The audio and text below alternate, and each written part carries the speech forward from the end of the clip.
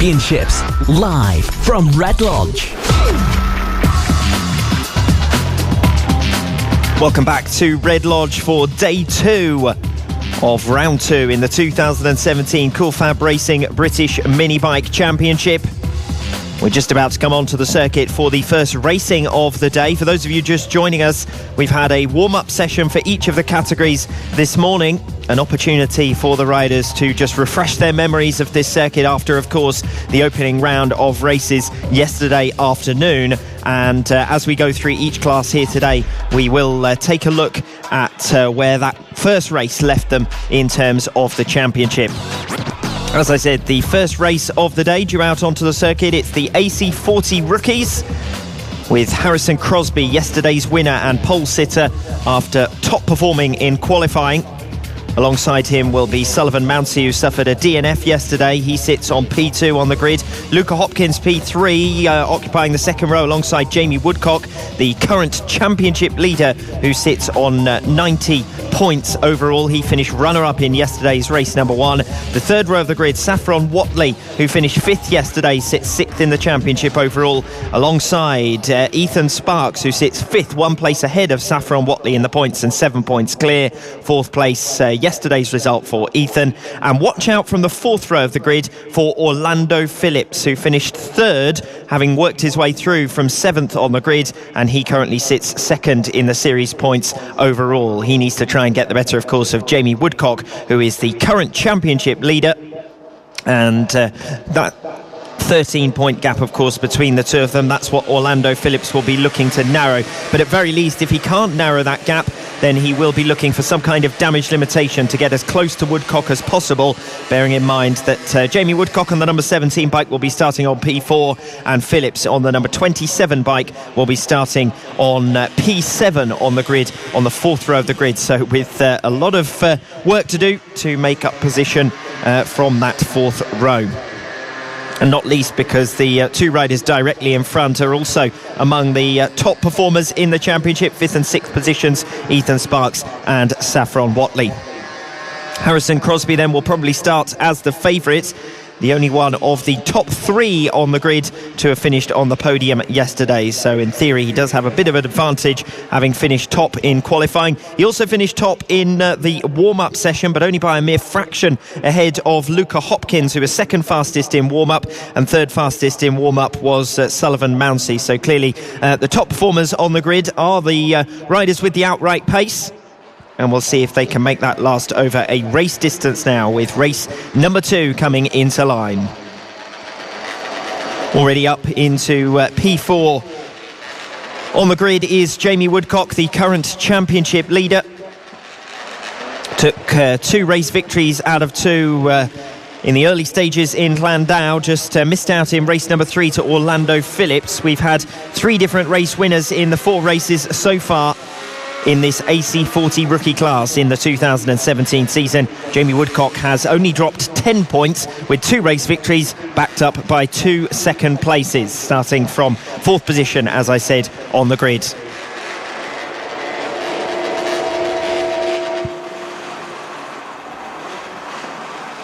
Settling into their starting positions then for race number 2 in the AC40 rookies category.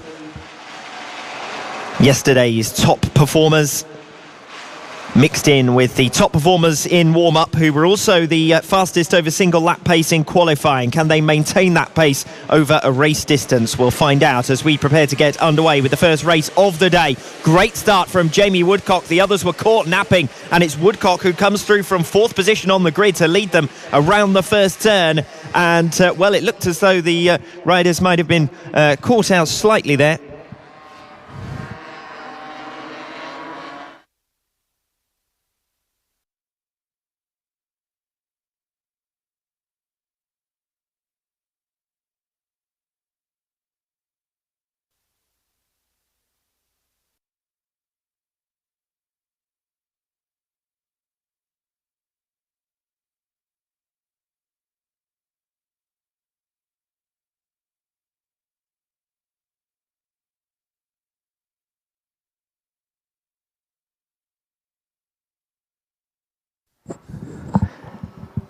So obviously I was caught out there with the warm-up lap before we got underway. A little bit of excess enthusiasm from myself to get racing.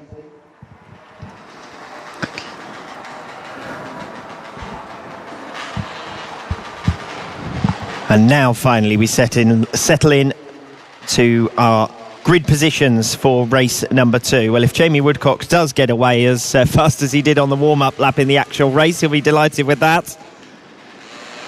Current championship leader starting P4 on the grid. Sullivan Mounsey, the last rider of the top performers into line off P2 here alongside Harrison Crosby, yesterday's winner and the pole sitter, currently third in the championship. Can he continue to eat into that leading margin of Jamie Woodcock's?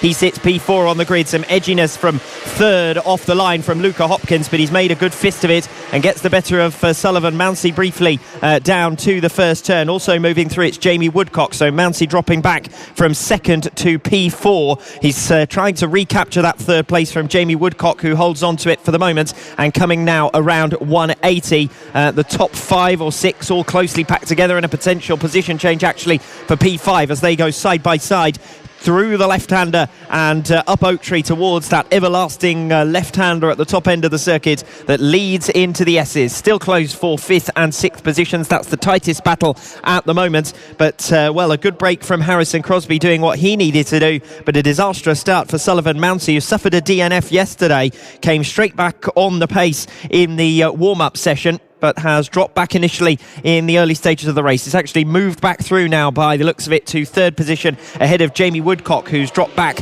into 4th place. The top 2 closely packed as they come over the start-finish straight at the end of lap number 1, with Harrison Crosby in front. Luca Hopkins in second position, faster than Crosby on that lap, but of course making his way through from third on the grid and up to P2. It's still close for those top 2 positions, with Crosby clearly holding off Luca Hopkins at this stage.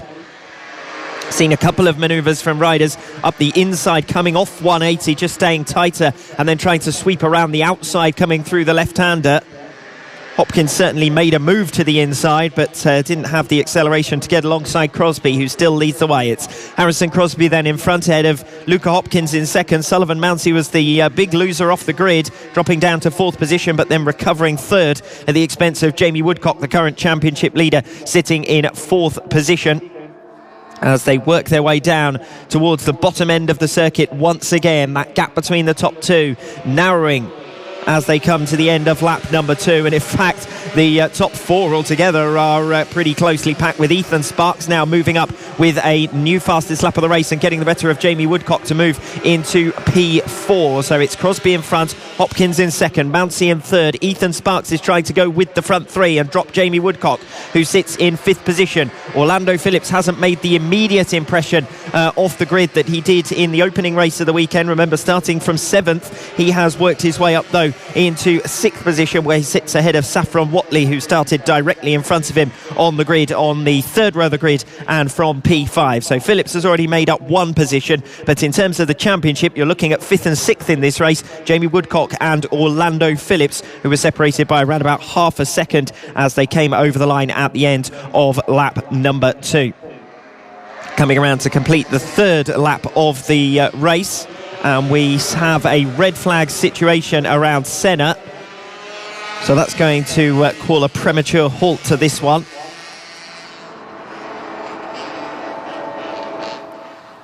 At the time of the stoppage, it was Harrison Crosby leading ahead of Luca Hopkins, and Hopkins had started to reel in some of the lost ground right on the tail of Harrison Crosby. Those were the top 2 in warm-up, separated by less than a tenth of a second.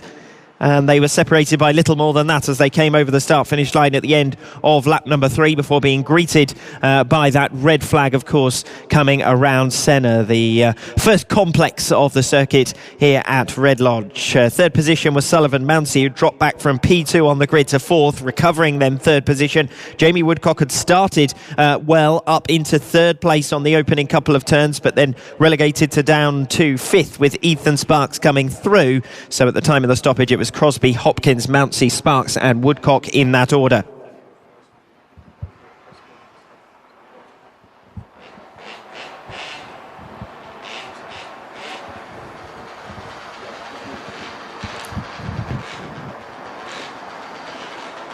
So for those of you listening live online radio, it looks as though we are just about ready to get back underway.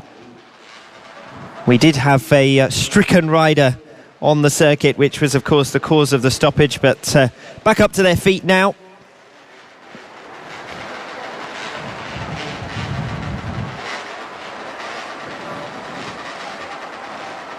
Just while we have this break in proceedings, do remember to send in all of your messages via Twitter, via Facebook, and listen live online on Facebook and, of course, online radio through the FAB-Racing website. At the moment, we're on the AC40 Rookies, and we'll be getting underway once again for a second time of asking with this race number 2 in the AC40 Rookies category.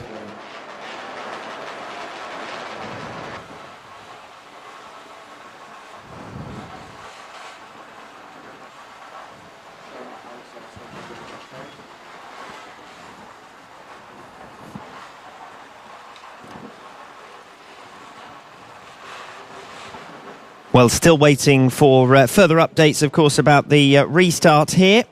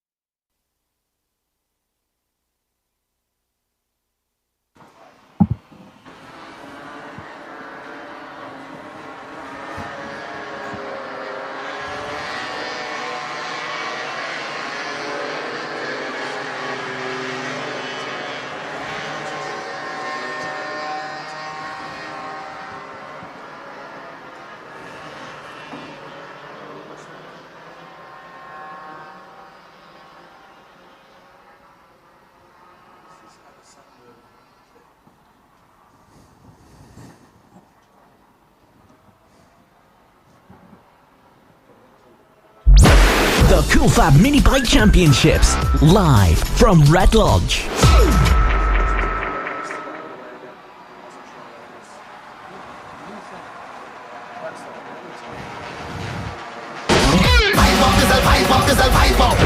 The original and best British championships for mini bikes. This is FAB-Racing.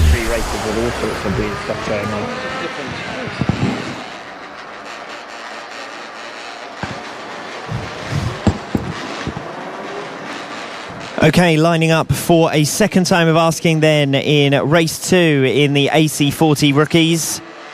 Riders watching for the lights, and we're underway. Take 2. Again, not a great start from Sullivan Mountsie, but this time only dropping to 3rd position compared to that drop to 4th position first time out. So Luca Hopkins making immediate progress onto the tail of Harrison Crosby. These were the top 2 performers in both in the warm-up this morning.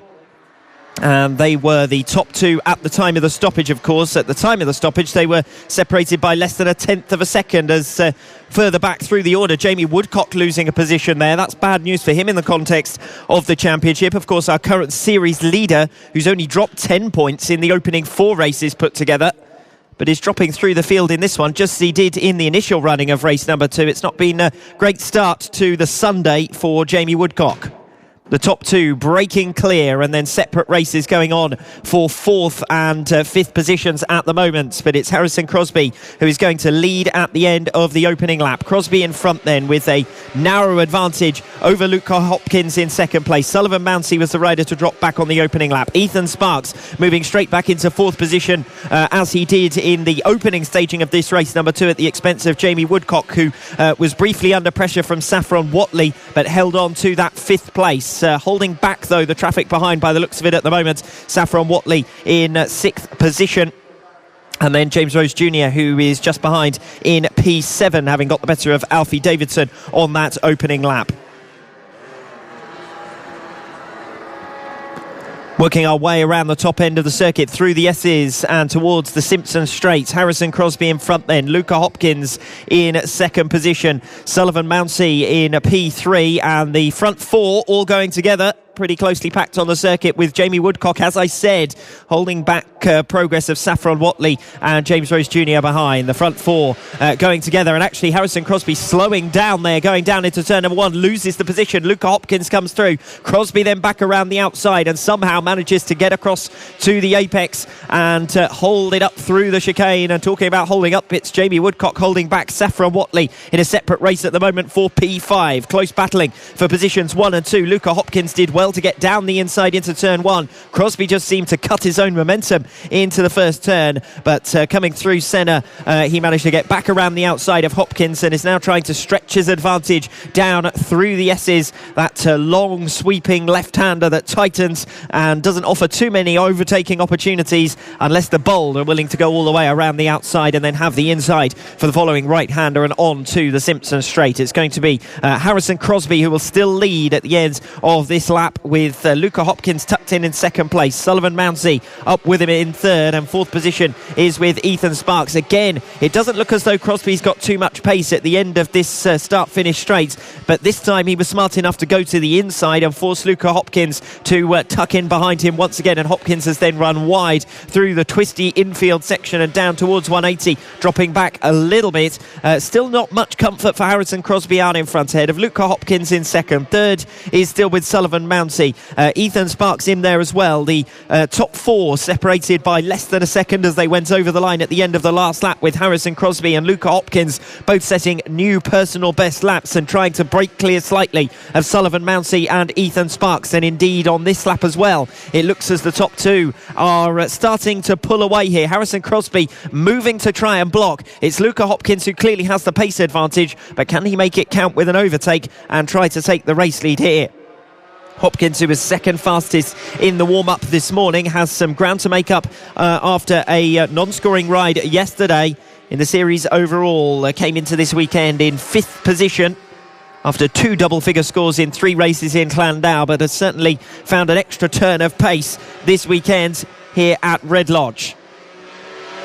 Crosby still then from Hopkins in second. Again on that last lap, both Crosby and Hopkins moving forward, trying to eke out a bit of a margin over Sullivan Mounsey and Ethan Sparks, and the gap for the first time between P1 and P4 edging over 1 second, but still not too much in it at all as they come round the top end of the circuit once again and back towards the Simpson Straight. The top two trying to break away, and they have a mere half-second margin over a separate race that's starting to develop now over third and fourth positions. Looking further back through the order, Jamie Woodcock and James Rose Jr. really going at it on that last lap, separated by less than a tenth of a second over the line as they go side by side to the checkered flag for third position. And it looks as though Ethan Sparks has just nicked that on the line from Sullivan Mounsey, and James Rose Jr. did indeed capture fifth position at the expense of Jamie Woodcock. So Woodcock, the championship leader, dropping back. It won't have too much of an impact, of course, on him, because Orlando Phillips ended up sitting out the restaging after that crash in the first staging of race number 2, but Jamie Woodcock will be under some pressure, of course, in the series overall, with other championship rivals picking up major points there, most notably Harrison Crosby. Another 25 points will move on to 89 now. Jamie Woodcock, coming into that race already on 90, will maintain the championship lead, but only 6th position after being overhauled on the final lap there by James Rose Jr. The result of race number 2 then in the AC40 Rookies, a race victory for Harrison Crosby with an advantage of less than 0.3 of a second ahead of Luca Hopkins, who certainly had the pace on the opening couple of laps there, but couldn't make it count with an overtake. Crosby then winning ahead of Hopkins in second. Ethan Sparks doing a great job to get the better of Sullivan Mounsey side by side in the drag race down to the line, with less than a tenth of a second separating them, and 5th position going the way of James Rose Jr. The front four breaking clear in a separate battle further down the order for 5th, 6th and 7th positions, and it's James Rose Jr. who gets the better of Jamie Woodcock and Saffron Watley to round out the top 5. This is the Cool Fab Racing British Mini Bikes Championship, the official partner series to the BSB. So joined by Crispin ahead of round 2 of the 2017 Cool Fab Mini Bike Championship. Before we get underway with this second round, just a reflection on the first. A highly successful weekend in South Wales. Yeah, it was fantastic. Lots of rookies there joining in the action, and they were racing very well. But yeah, really good racing, and the weather was good to us in South Wales as well, even better. Some real battles already starting to develop in terms of the championship. Riders taking points off one another in all of the categories. There weren't very many categories that had 3 races all won by the same rider. So as we expect, quite open competition heading into the second round. Yeah, which is great, especially at this time of the season. To get lots of different people on the podium, lots of experience for the riders. So yeah, I think it's going to be a really close year, which is fantastic. On to the second round then, back to England. The weather so far this weekend seems okay, so we're in for a good round. We've managed to stave off the attentions of a potential wet race thus far, although we are hearing about all sorts of freak weather patterns coming in towards the UK. But ahead of the second round, back at Red Lodge, familiar venue obviously for the championship, and things have settled down nicely here. Yeah, definitely. We like it here. We love it, Red Lodge. Great facilities. The track, lots of left-handers, which some of the kids don't like so much because they're not used to it. But yeah, it's a great track, great facilities. Nice big paddock, which is now full. So yeah, we love being back at Red Lodge. Talking about the left-handers, an interminable left-hander at the top end of the circuit. That has proved a little bit tricky for some of the riders, as we've seen in practice so far. And actually the bottom bend, also a left-hander. We've had 1 or 2 slide-offs coming off that final. The original and best British championships for mini bikes. You are tuned in to the Cool Fab Mini Bike Championships, round 2, Red Lodge. Next up is the AC40 Pro category. A reminder of what happened in race 1. Ross Maguire suffering his first defeat in 4 races at the hands of Casey O'Gorman. Nonetheless, increased his overall lead to massive 46 points after a late race 4 for Evan Belford. Belford now sits in a group of 3 riders separated by 1 point, covering 2nd, 3rd and 4th. So a reminder of the lineup then for this race number 2. It'll be Casey O'Gorman lining up off pole. Yesterday's race 1 winner with 25 championship points. The current championship leader alongside on the number 22 bike, Ross Maguire, 95 championship points and a comfortable championship leader. Main championship rivals at the moment both sit on the 4th row of the grid. Eddie O'Shea, who finished in 4th position yesterday, sits tied with Evan Belford, who suffered a DNF in race number 1 on 49 points apiece. And Owen Mellor had a good race yesterday with 5th position. He sits just behind them, a single point behind them in fact, on 48 championship points. So at the moment, looking at the points, it's a battle for a 2nd position overall, some way back from Ross Maguire, who just needs to keep up his consistency, bearing in mind that Casey O'Gorman was a race 1 winner, but that was his first appearance of the season in the AC40 Pro category. So Casey O'Gorman then probably the favourite, although it was Ross Maguire who topped the warm-up timings this morning. Getting underway then.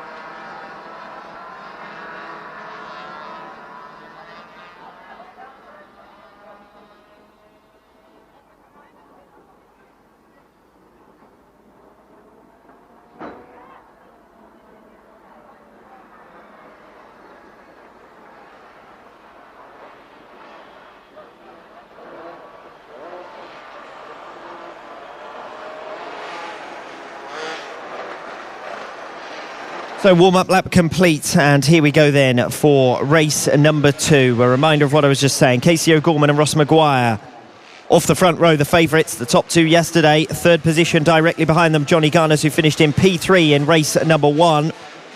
Dylan Mellor alongside. The 3rd row of the grid, Owen Mellor and Ollie Walker.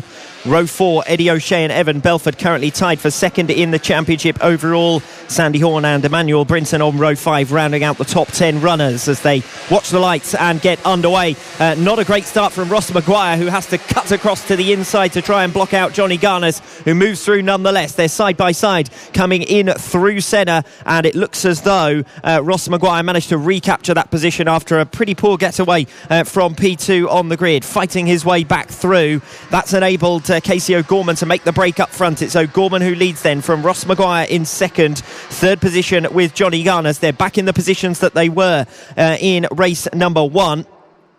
And that means that there's a couple of riders that we need to watch for further back down the order in the context of the championship. Eddie O'Shea on the 114 bike, currently second in the series, tied with Evan Belford on the number 52 bike.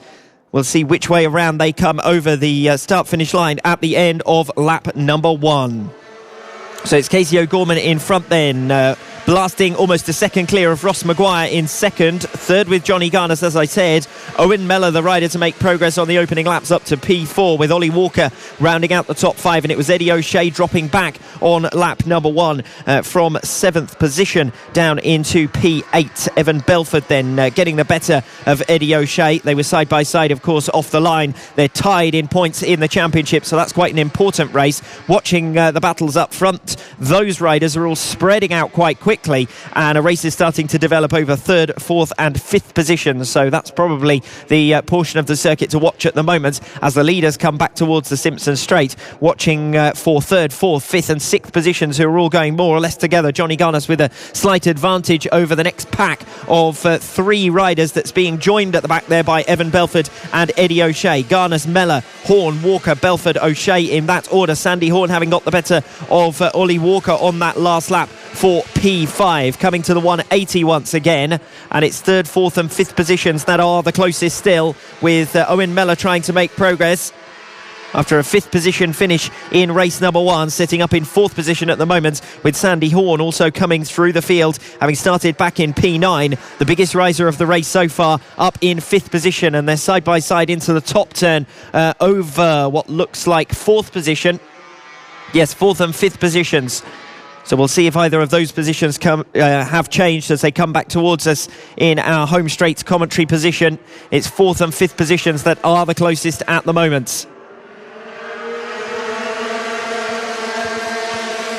Sandy Horn then coming through the field well, but it was Owen Mellor fractionally faster on that last lap from 4th position. Johnny Garnes has slipped 3 seconds in arrears now of the race leader Casey O'Gorman, who has a near 1 second advantage over Ross Maguire in second. It's 3rd, 4th and 5th positions that are the closest. Garnes under pressure there from Owen Mellor, coming off the hairpin and just about holding on. It's Johnny Garnes in 3rd position, but under a great deal of pressure here from Owen Mellor, who sits 1 position ahead of Garnes in the championship. They're separated by 6 points coming into this race. We're under yellow flags just before the 180. Rider dropping the bike and getting back onto it. Full credit to the riders for moving away from the circuit when they go down. 3rd, 4th and 5th positions. At the moment it's 4th that's the closest, because Owen Mellor's dropped back on that lap number 4, and Sandy Horn gaining in a bit of ground. They're still going as a pack, but Johnny Garnes has been able to open a bit of a margin now. Not much of a margin, admittedly, but enough for a small comfort buffer for the moment at least. It's O'Gorman, Maguire, Garnes in that order. Owen Mellor, Sandy Horn and Ollie Walker in a pack together, and Evan Belford and Eddie O'Shea starting to drop back and actually spreading out from one another. O'Shea dropping back from Belford on that last lap. Another 0.2 of a second in arrears, so over a second now down on Evan Belford, who sits in 7th position. The top 2 have closed right up actually on that last lap. And are now side by side coming into turn 1. Ross Maguire comes through to take the race lead. A new fastest lap of the race and an overtake for the race lead, and they're side by side, and both riders have come down. It's both riders straight back up, so none too worse for wear and trying to get back onto the circuit. Neither of them are very pleased about it. They're going to drop a handful of positions. That has completely changed the complexion of the race. That exciting and enthralling battle for 3rd position is now the race leading squabble, and Casey O'Gorman and Ross Maguire, who was side by side coming into the left-hander, got together, both going down, both getting back up to their feet immediately, thankfully, and continuing on with the race. Whether they'll be able to make up some extra positions now now in the remainder of the race. That'll certainly make things very lively indeed to see whether O'Gorman and Maguire, who were comfortably faster than any of the other riders during the first half of the race, can now get back in contention for a potential podium. Our new race leader then at the end of lap number 6 is Johnny Garnes. It's all changed here at Red Lodge with Sandy Horn up to second position, Owen Mellor in P3. Eddie O'Shea is leading in 6th position ahead of Ryan Hitchcock, and just looking to where Casey O'Gorman and Ross Maguire have filtered in, it's 8th position for Casey O'Gorman and 11th position possibly for Ross Maguire. He was the worse off for that incident because of course he'd found his way through into the race lead against O'Gorman. O'Gorman was faster up to his feet and getting back on with the race, and that's going to give Casey O'Gorman an opportunity to try and steal some points here, coming through now from 8th position in this race, and not sure where Ross Maguire ended up in the end. He's no longer featuring on the timing, and I wonder whether he may have dropped out. He certainly did get back up and running, did get straight up to his feet, but I haven't seen him pass race control as yet on that lap number 6. Lap 7 then completed now with Johnny Garnes, the new race leader, watching to see where Casey O'Gorman is, just crossing the start finish line now. He's got the better of Ryan Hitchcock on that last lap. He's faster than all of the riders ahead of him on that last lap, so that 2-second margin behind Eddie O'Shea may quickly be eaten up, although saying that, it looks as though he's having more problems now on turn number 1 once again. We're under yellow flags, so that could be a bike issue related to that initial fall and getting together, but certainly up front it's Johnny Garnes who's going to benefit. He is still the race leader, 0.3 of a second over Sandy Horn, and Owen Mellor looks set to be a beneficiary from 3rd position. Evan Belford setting a new personal best on that last lap, trying to gain ground on Ollie Walker and Owen Mellor up ahead. They're still in a group actually racing for that 3rd position. Johnny Garnes still the leader at the end of lap number 8 with a new personal best of a 50.1 to gain a fraction on Sandy Horn, but that gap between the top 2 has been pretty static. In 3rd position, it's Owen Mellor, and that's where the race is. Mellor, Walker and Belford all going together. Belford looks racy at the moment from P5, getting up the inside and trying to challenge Ollie Walker. I think he might have made the move there for 4th position. Just coming up the inside, coming through the 180. It's the move I was talking about earlier on. Riders staying to the left-hand side as they come into the 180 to give themselves the slingshot, then coming around what is a very gentle right-hander and then towards the left. So no change up front with Johnny Garnes, the race leader and beneficiary of earlier incidents. Although saying that, Sandy Horn's come through on that last lap. So Sandy Horn, the new race leader. Evan Belford did indeed make the pass as I suggested, moving through 1 position, but then gaining another to move up to P3. So it's Evan Belford who's on the march. Owen Mellor in 4th position and Ollie Walker down to 5th place. Eddie O'Shea in 6th position.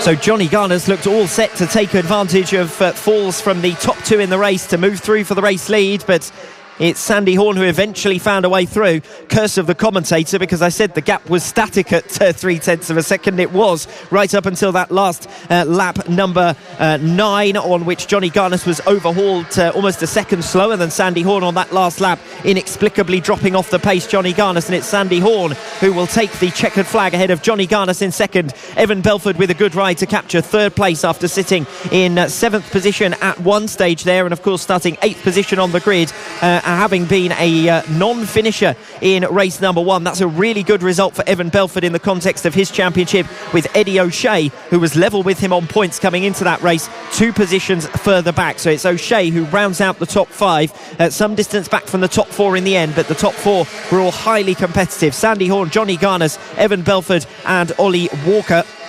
Owen Mellor eventually coming over the line in 8th. He was in the mix as well in the early stages, having started 5th on the grid. Comes in behind James Cook and Ryan Hitchcock in the end. Hitchcock in 6th and Cook in 7th. But what an entertaining race that was. Really sets us up nicely for the remainder of the day. Looking forward now to seeing race number 3 in the AC40 Pros, when it'll be battle resumed between Casey O'Gorman and Ross Maguire, who just went down coming through the Senna complex earlier in the race. They were thankfully straight back up to their feet, but it was Ross Maguire who had set the fastest lap of the race to come through against Casey O'Gorman, and the top two from race number one then dropping out of contention as the race went on. O'Gorman getting back up to his feet and was still running inside the top 10 before it looked as though the bike let him down before the end of that race, and that gave an opportunity for Johnny Garnes to leave for the majority of the second half of the race before Sandy Horn came through. So it's Horn who takes the checkered flag ahead of Garnes in second. Evan Belford a good ride to come through for third. Ollie Walker in fourth position, and Eddie O'Shea dropping from second in the championship as he finishes fifth in that one. Ready. It is Go! This is the Cool Fab Racing British Mini Bikes Championship. The Cool Fab Mini Bike Championships, live from Red Lodge.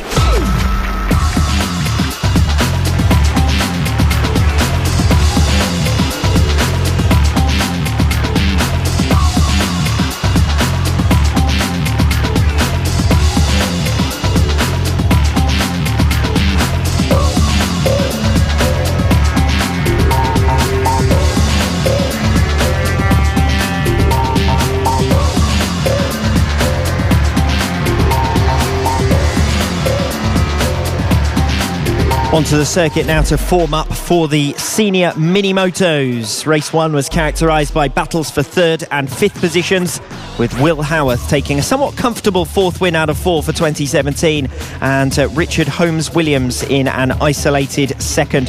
The race was between Josh Darter and Paul Nicholls. Darter eventually getting the better of Nicholls for the final step on the podium, but 13 points for Nicholls moved him second in the standings, and five riders are now separated by 7 points from second to sixth overall.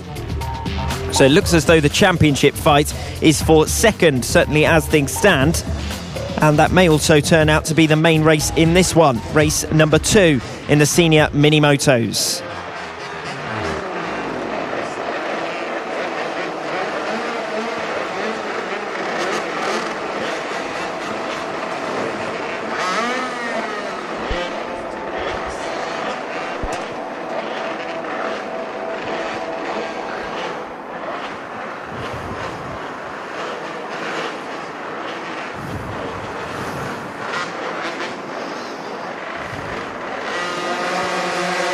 Underway with the warm-up lap then.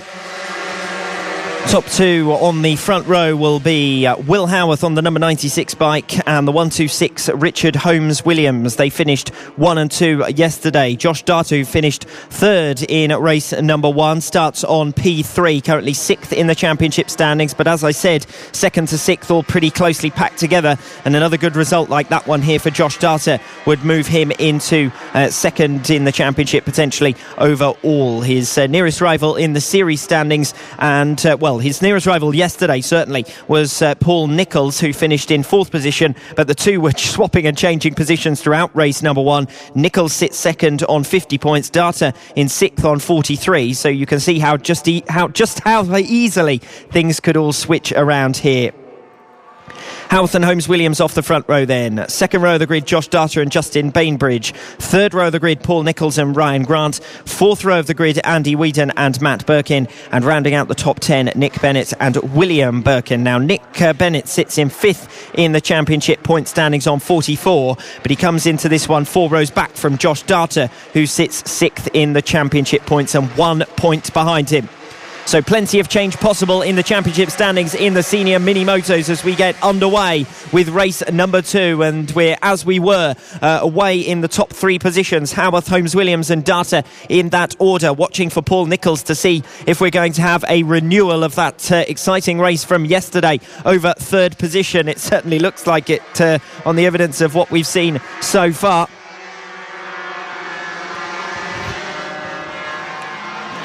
As they come up the hill then, the front two are breaking away just as they did in race one, with Will Howarth comfortably clear already. Richard Holmes-Williams in second position. It looks as though those two have a significant pace advantage over the rest of the field. Then there's a gap behind the top two, where we have a race already developing over third and fourth positions, and they're bringing fifth place with them as Josh Data and Paul Nicholls have Justin Bainbridge in touch as well.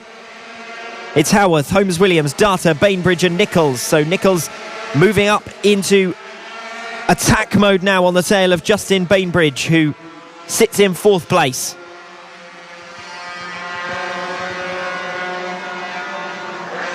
Side by side coming off the 180. And it looks as though Paul Nicholls has missed out in all of that and is stuck in the middle of the circuit, standing on his feet with bikes going either side of him. They just got a little bit too close there coming around the 180 for fourth and fifth positions. So no change in the race order then, with Will Howarth out in front. He was already a second clear at the end of lap number one. And Richard Holmes-Williams was 2 seconds clear of Josh Data behind, and that situation is still pretty similar. Data's dropped well back now from the top two, so top two positions look settled, barring any dramas for the riders behind. But it's Justin Bainbridge who comes over the line in third position ahead of Josh Data. And as I said, it was Paul Nicholls who lost out there coming around the 180. He's done his utmost to try and get the machine back started, but it looks as though he's out of the race now. Under yellow flags through the 180, and that's one of the best passing opportunities. Seen a couple of riders side by side while we're under yellow flags through that 180, so not sure how much caution they're really taking through that section of the circuit, despite a rider being off up on the outside there. Standing up immediately, of course, Paul Nicholls going down.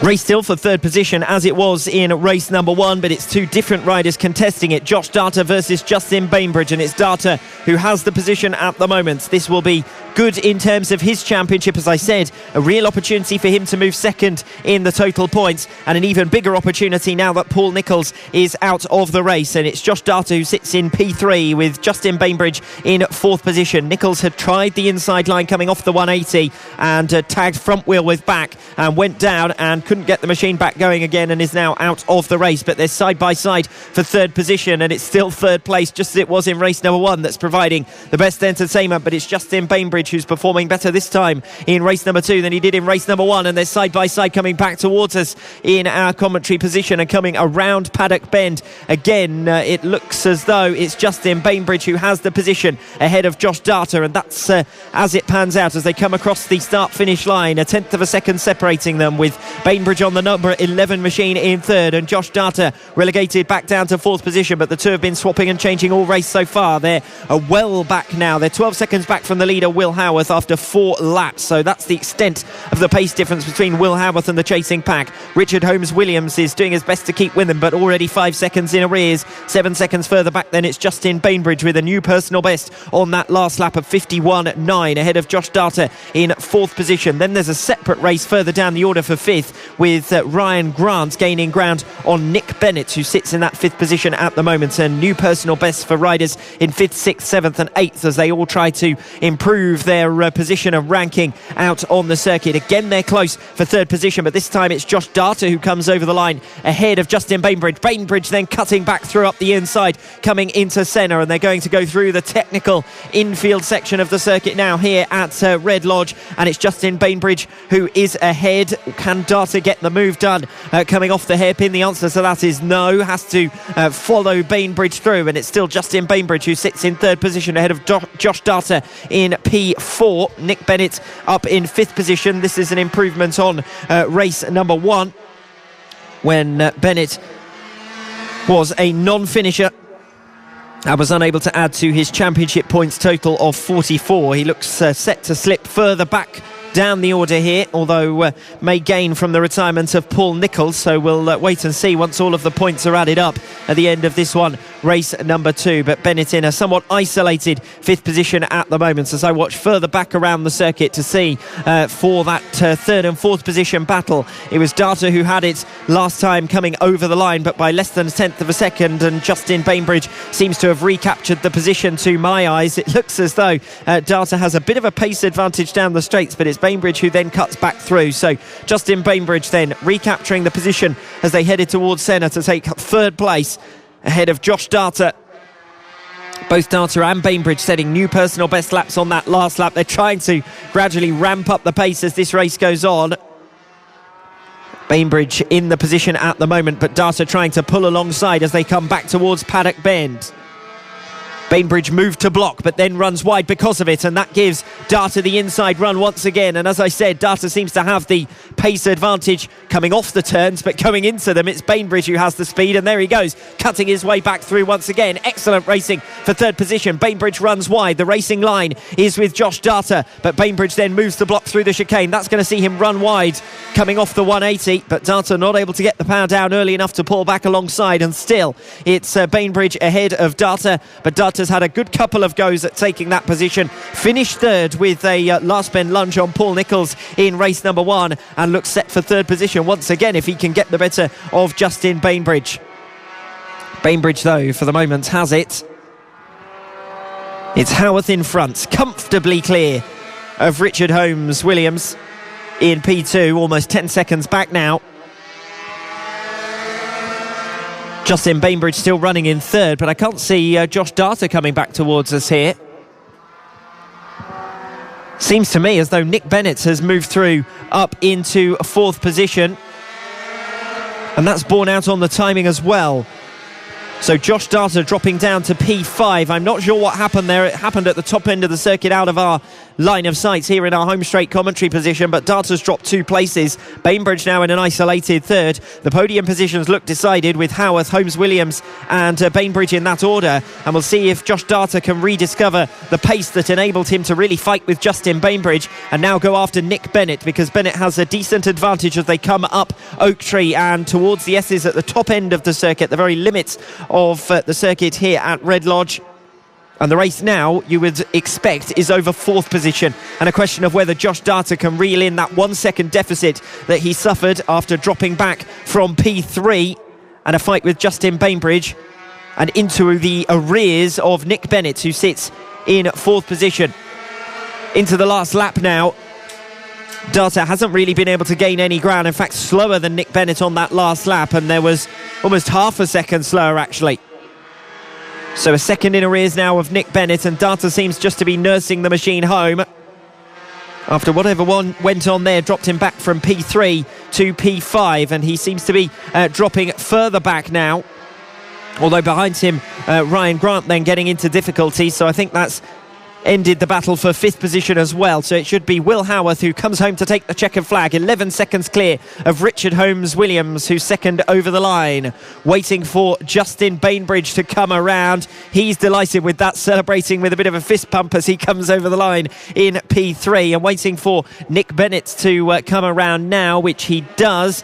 We've got lap traffic mixed in amongst them as well further back down the order. 11th place just coming over the line as Justin Bainbridge completes the race in 3rd position. It's Nick Bennett then 11 seconds further back in 4th, and Josh Data claiming 5th position, almost 1.5 seconds back from Nick Bennett in the end. So not sure what happened midway through the race there for Josh Data. He was fighting with Justin Bainbridge, and then suddenly out of our line of sight here from our commentary position, Josh Data must have had some sort of incident and dropped 2 places back.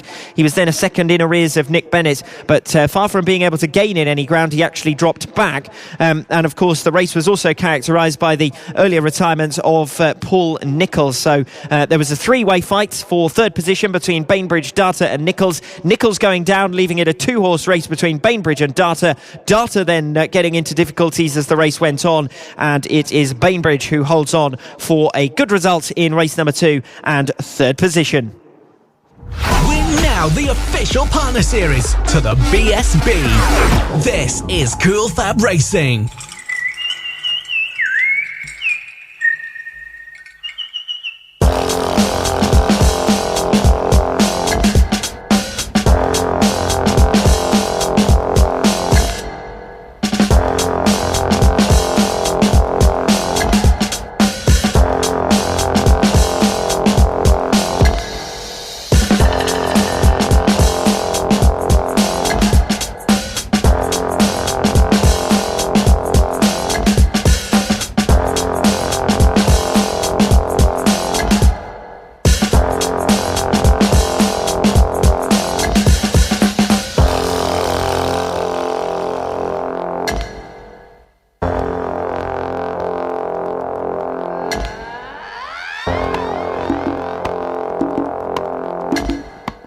going to progress to some steps which are a bit more difficult. Ready?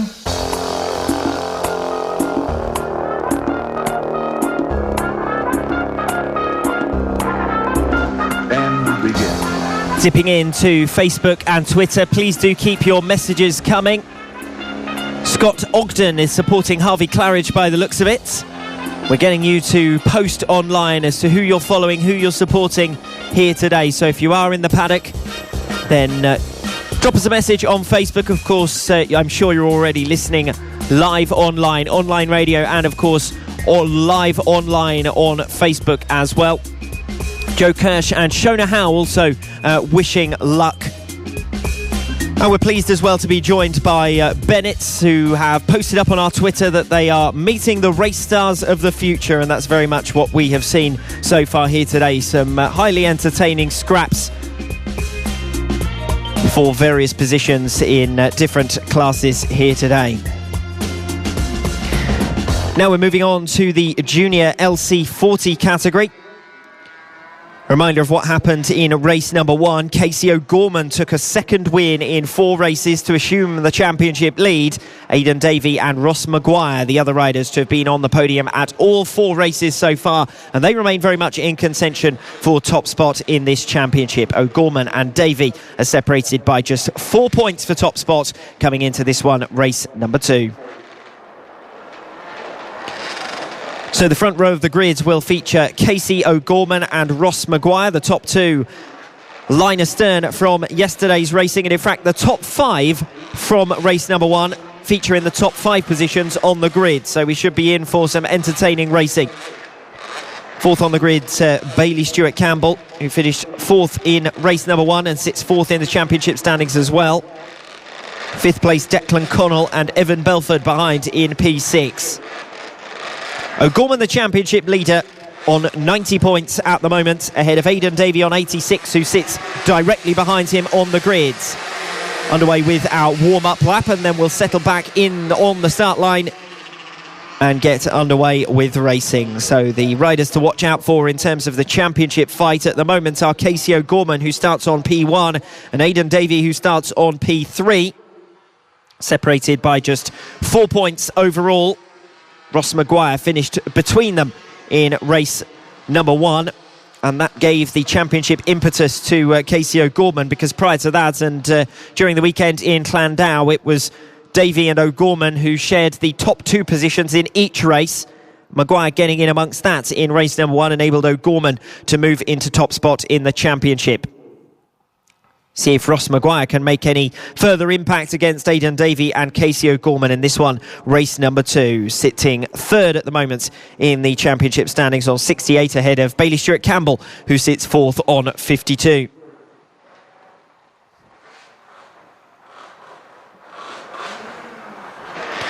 Well, Ross Maguire was fastest in this morning's warm-up by 0.2 of a second ahead of Aidan Davey, and Casey O'Gorman finishing 3rd fastest. O'Gorman carrying out a limited number of laps in warm-up, it must be said. Lining up off P1 here. Finally, we are ready to go with race number 2 in the Junior LC40 category. Casey O'Gorman and Ross Maguire off the front row. Aidan Davey and Bailey Stewart Campbell off row 2. Oh, a very poor start from the outside from Ross Maguire, and it's Casey O'Gorman who's capitalised on that. And Ross Maguire is going to have to work his way back through the field now, having dropped well down the order. That will be the race to watch for now. Casey O'Gorman has taken up the race lead, and Aidan Davey actually not making a brilliant start either. He remains in 3rd position, and then there's a bit of a gap. Evan Belford finding his way through in the early stages. We'll see how they filter through at the end of this lap, trying to recover position there. Ross Maguire went for a lunge down the inside and will now go for the outside through the S's, trying very hard, busting a gut actually from P6, trying to recover to 5th position, and looks as though Ross Maguire has done that now, up into 5th position and onto the tail of Evan Belford, who's already up in P4. So it's at the end of the opening lap.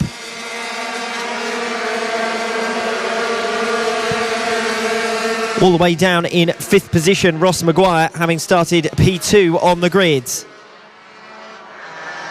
Casey O'Gorman leading the race, but he's not showing on the timing screens at the moment. Bailey Stewart-Campbell in second position, Aidan Davey in third, Evan Belford in fourth position, and Ross Maguire in fifth.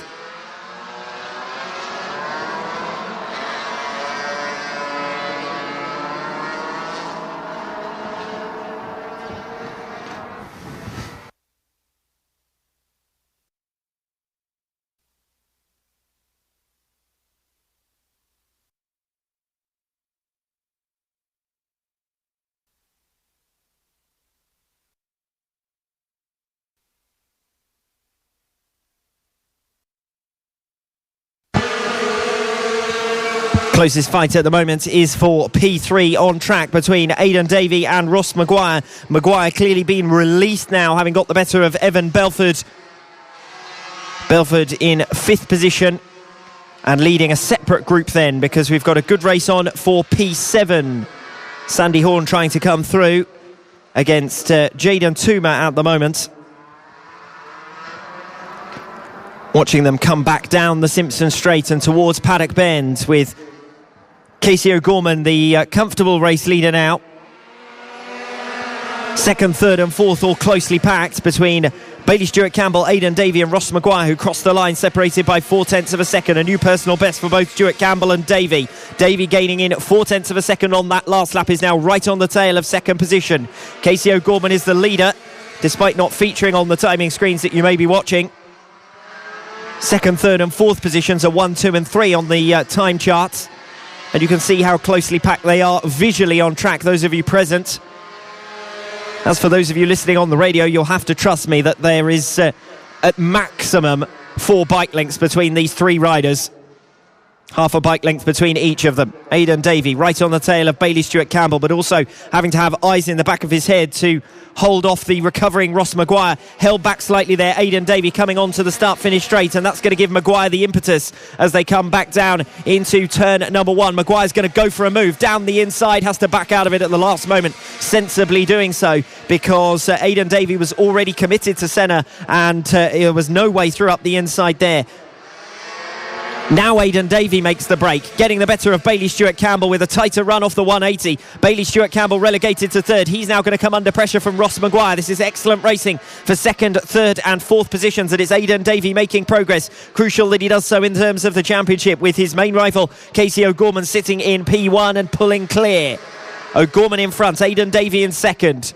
Can he leave the rest of that group now? It's a pack of 3 riders coming back down towards race control at the end of lap number 5. Aidan Davey leading that group now from P2, 0.1 of a second ahead of Ross Maguire in third position. Maguire looks down the inside, has to back out of it. They're under yellow flags coming through the infield complex. Now they can go back up to speed, and Ross Maguire looking for an opportunity to make a pass on Aidan Davey for second position. Bailey Stewart-Campbell dropping back from that battle now, having occupied the position but losing 2 places. Firstly to Aidan Davey and then to Ross Maguire, but it's quite clear that Bailey Stewart-Campbell was holding back both Aidan Davey and Ross Maguire from second position, because now that those 2 have been released, they are pulling clear. Aidan Davey really attacking against Ross Maguire, because Maguire has come back through for P2, and Davey up the inside as they come back down towards turn number 1. Well, Maguire had been waiting for an opportunity. He'd been sizing up a move down the inside of the opening couple of turns earlier in that lap, and eventually rounds out lap number 6 in front. Maguire then in second position as they come through 180 and make a pass on the back markers, and Maguire made the right decision in the end to go to the inside rather than the outside, because Aidan Davey was menacing right on his tail.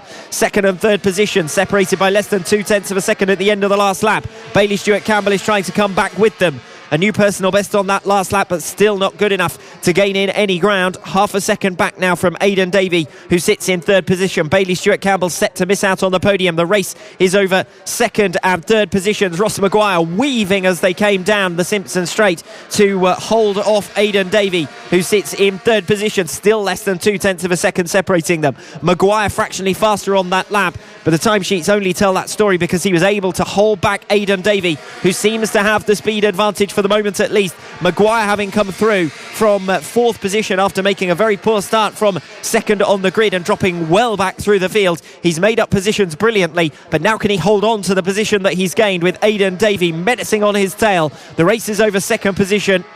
Casey O'Gorman is well and truly gone out in front. And the race is for P2 with Ross Maguire holding on against Aidan Davey, who again gets a good run onto the Simpson Straight. They're going to go side by side into Paddock Bend, and blocking the move is Ross Maguire, but going for the cutback now. Aidan Davey has the inside line. Maguire gets the power down well and pulls clear, and then Aidan Davey raises his hand, and is that a mechanical failure for Aidan Davey, who seemed to lose speed coming off the final turn? He had the inside line and should have had the advantage, but then he slowed up, raised his hand, and to my eyes from race control, without any official confirmation and with the race control building right in front of me, so I can't actually see him at the moment, it looks as though he has retired with a mechanical problem. So that will certainly settle second and third positions and will release Bailey Stewart-Campbell back into a podium place, if my eyes haven't deceived me. Still a couple of laps to go for the race leaders, and it's all about maintaining position from here. Ross Maguire coming in to start his final lap from second. Bailey Stewart-Campbell 3 seconds in arrears in P3. Casey O'Gorman's almost been forgotten about because he's had the race lead since right at the start and disappeared off into the distance. We've got a few riders suffering out there from mechanical problems by the looks of it, who've backed the pace right off, and a few riders who are off the circuit altogether with mechanical issues seemingly being resolved at the side of the track. Most of those riders, though, further down the order as we come towards the checkered flag. Casey O'Gorman coming around the final turn. Almost gone unnoticed his race there, but a perfection from start to finish to take the checkered flag ahead of Ross Maguire in second. Bailey Stewart-Campbell less than 3 seconds behind Ross Maguire in the end, taking third, and after a brilliant start for him, nothing less than he deserved. Unfortunate for Ross Maguire off the line, but he did brilliantly to recover that second position. So it's Maguire ahead of Bailey Stewart-Campbell then on the two final steps of the podium, which was the race for the majority of that Junior LC40 second round race. Out in front, though, no doubt about the race leader, Casey O'Gorman, and well, that worked in our favour in a sense because he wasn't featuring on the timing, so the fact that he disappeared out in the lead didn't make things too complicated for us. Out in front then, the number 7 bike of Casey O'Gorman ahead of Ross Maguire and Bailey Stewart-Campbell in second and third, rounding out the top 5, Jaden Toomer and Taylor Lawrence. The original and best British Championships for mini bikes. You are tuned in to the Cool Fab Mini Bike Championships, Round 2, Red Lodge.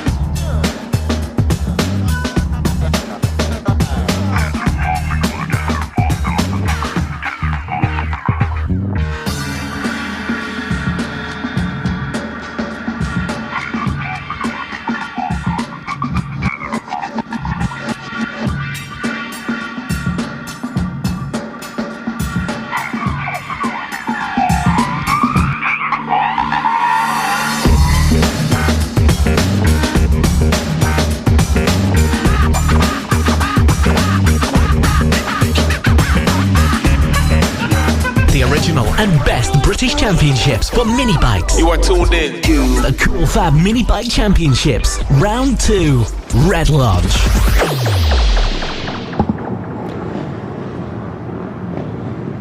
Coming onto the circuit for race 2 in the Pit Bike 140 and Moto Team combined category. It's a split grid, of course, with 2 classes on the circuit at one time. Yesterday in the Pit Bike 140s in race 1, Jamie King rode through the pain barrier to 4th in class, maintaining his championship lead, with main series rival Ben Pascoe finishing 3rd and gaining 3 points. Jamie King still sits 12 in... Ben Pascoe still sits 12 in arrears after King's treble win in Llandau. Getting underway with our warm-up lap. As for the Moto Team category, victory for Will Howarth yesterday moved him from 3rd to 1st in the championship. In the absence of Hudson Kenneth, Howarth's second win of the season was taken after what was a disastrous race for pole sitter Sam Clowes, who suffered 3 falls and eventually finished in 4th position. Sam Clowes then will return to the grid of P1 here. The pole sitter sitting alongside James Blackburn, who was the winner in the Pit Bike 140 category. 2 riders featuring for the first time this season, finishing in the top 2 positions in the Pit Bike 140 class, with, of course, as I said, Jamie King riding with an injury this weekend and only qualifying down in 11th place. Still, he was trying to just secure enough points to maintain his quest in 2017.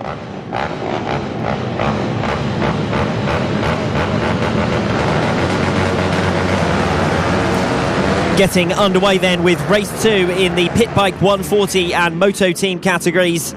2 classes in one here that we'll try and keep an eye on as they get underway.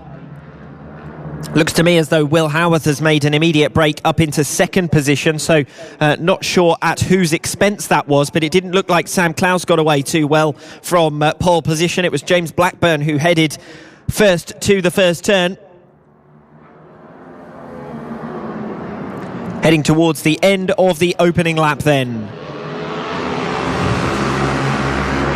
And it's Alex Vella who's moved through from 4th on the grid to lead them, ahead of Will Howarth in 2nd, James Blackburn in 3rd. So as I said, Sam Clowes away poorly, drops from pole position down to 4th position. They're close for 1 and 2 on the circuit, but of course those 2 riders in separate classes. Alex Vella, who finished 2nd in the Pit Bike 140s in race number 1, is the Pit Bike 140 race leader and the scratch race leader out in front. 2nd in the scratch race is Will Howarth, who's the top performer at the moment in the Moto Team, but the top 4 going together with a gap behind them to Fraser Kinnaird, who is P2 in the Moto Team class.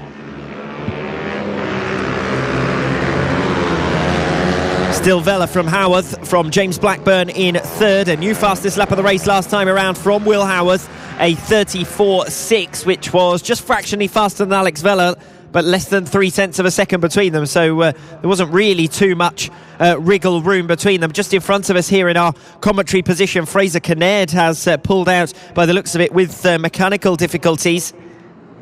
He sat 5th position in the Moto Team category in the championship standings coming into this race number 2 here at Red Lodge. Still the top 4 going away together, but the top 2 are starting to break clear now. They've got almost a second's gap between 2nd place and 3rd place in the race itself.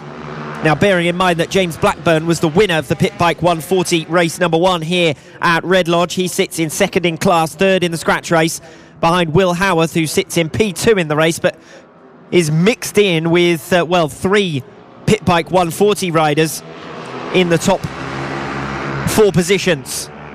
Just watching again as Howarth sits in 2nd place behind Alex Vella. It's Vella in front, Howarth who has the momentum coming up Oak Tree. It doesn't really do for Alex Vella to work too hard riding defensively against Will Howarth, because if he does so, he's not really going to be setting his best possible laps. The best thing he can do here is go as fast as possible, bearing in mind that his nearest rival is James Blackburn, half a second behind him, and at the moment separated by Will Howarth, who sits in P2 on track. Might not be for much longer though. Howarth doesn't have the pace down the home straight. Blackburn thinks about a move down the inside and backs out of it. Vella from Howarth, from Blackburn in 3rd. Sam Clowes is on the tail of them. whether they're holding one another up by going after passing manoeuvres rather than trying to set their fastest possible laps. The front three have broken clear now. Is that more difficulty for Sam Claus? It's been a complicated weekend, to say the least. Coming over the start-finish line now to complete lap number 6, and there's no change in the top 3 positions. Vella from Howarth, Blackburn as close as he's been going down into turn number 1 on the tail of Howarth, but Howarth has brilliant pickup coming onto the straight. The 3 of them now starting to work their way through lapped traffic.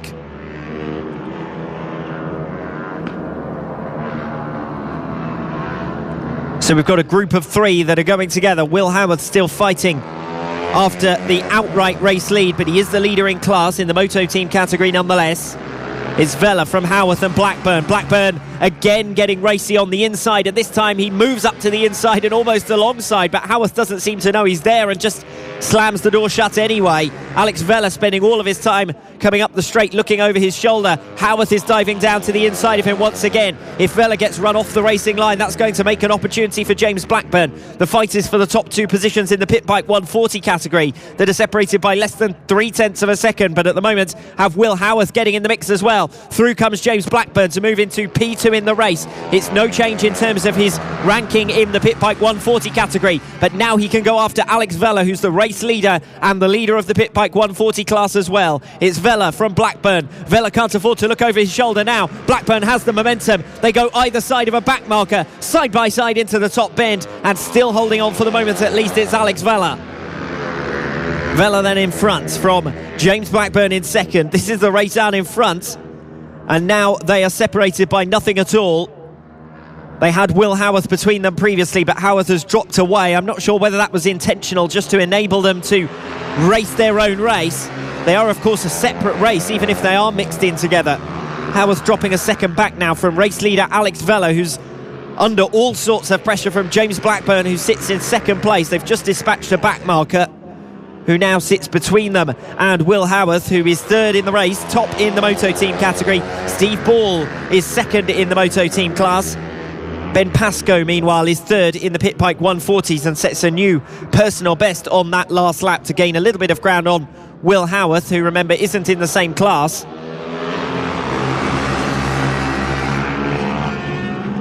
Interesting to see Sam Claus up and running again. He's a lap behind the front runners, but he's ended up back with them, having just been lapped by them. You could almost be confused and think he was in P4. It's a little bit confusing, to say the least, but he is a lap down as far as I can make out, having dropped away from the front runners and got back going again. It's Vella from Blackburn. Will Howarth with a new fastest lap of the race last time around, just to wind these pit bike 140s up. He is the top performer in the moto team category, and then Sam Claus, a lap down, sits in 9th position in the race, which I make 5th position in class. Is sticking with the pace of the lead trio. Well, why not, I suppose. He's giving himself an indication of what he might have been able to do if he could have stayed with them, instead of dropping out of contention and dropping a lap behind. It's Vella from Blackburn from Howarth in 3rd position. Vella's done brilliantly to hold back James Blackburn, who for a while there was menacing and looked as though it was only a matter of time before he was coming through. Blackburn is right on the long side, and this time comes through down the inside into turn 1. Through comes James Blackburn with the new fastest lap of the race to hit the front, and Vella's held up by a back marker, and Will Howarth comes through, and actually Sam Claus, who himself is a back marker, also ends up coming through. James Blackburn with that new fastest lap of the race, which was a 34.1, a 34.3 last lap around for Alex Vella, and then Blackburn simply lunged for the inside, moved Vella wide, and Vella then got moved into the path of a back marker, and now there is a huge deficit between 1st and 3rd positions. That's 1st and 3rd positions on the track, of course, but it's 1 and 2 in the pit bike 140 category.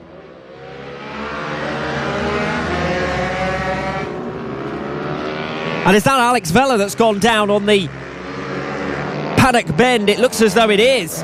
He's got back going again, but Alex Vella drops well back, so having already lost out behind a back marker, he's actually now dropped behind Ben Pascoe into P3 in the pit bike 140 category. He's got about 5 laps to try and make something back, as Will Howarth continues to pester James Blackburn up front. This is for the scratch race win.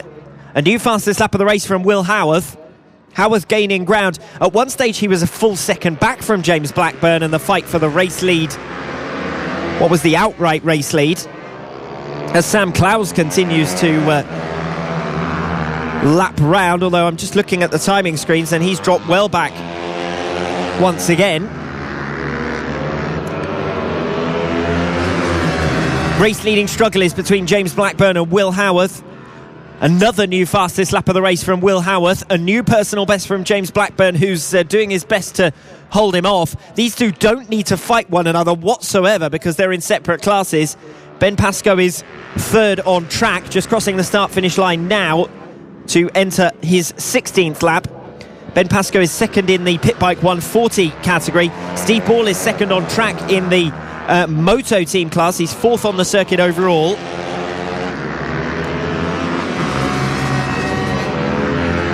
I was trying to watch for Alex Vella, but I think he's exited the circuit and into the pit lane, having come down on lap number 13. He still sat in third position in class when he rejoined the circuit after going down, but seems to have pulled out of the race, so perhaps some mechanical issues caused by that fall. Just coming off Paddock Bend. Things getting complicated for the top two now as they continue to meet lap traffic, but they're getting up to more and more competitive riders. They're actually now up to Jamie King. Remember that Jamie King was the championship leader, is the championship leader in the Pit Bike 140 class. Well, he's running 6th in the race. He is now a lap down, but that's third in the Pit Bike 140 class. So his decision to continue racing through injury this weekend and try and notch as many points as possible has definitely been proven the right one, because the retirement of Sam Clowes and Alex Vella has really given him an opportunity to take a podium here. As they come towards the checkered flag then, it's a win for James Blackburn. Second place over the line is Will Howarth, but that's for top spot in the Moto team class. Bizarrely, the leaders had lapped all the way up to 5th position by the end of that race, with Jamie King coming home 5th in the race. That's for third in the Pit Bike 140s.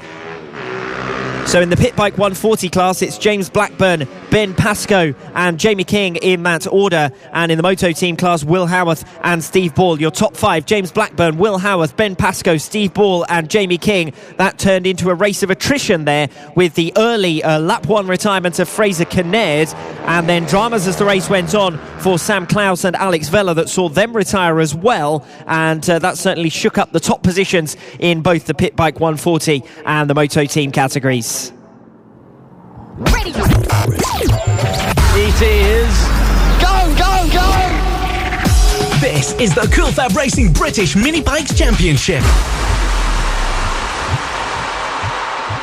1, 2, 3, 4.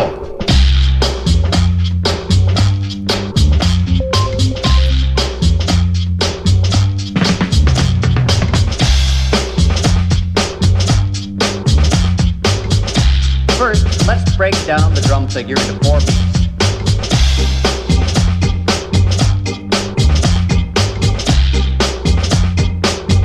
2, 3, 4.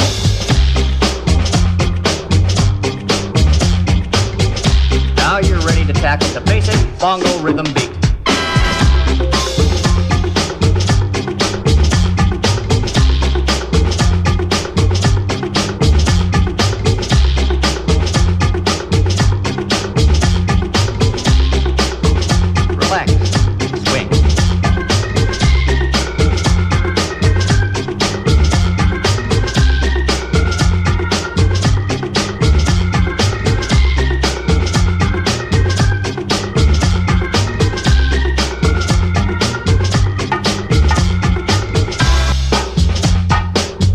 The principle of the roll is very easy.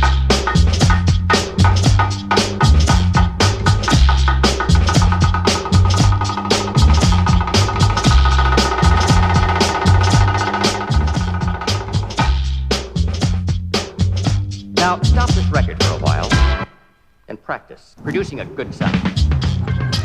Just dipping into Facebook once again. Please keep your messages coming. Charlotte Jones congratulates Casey.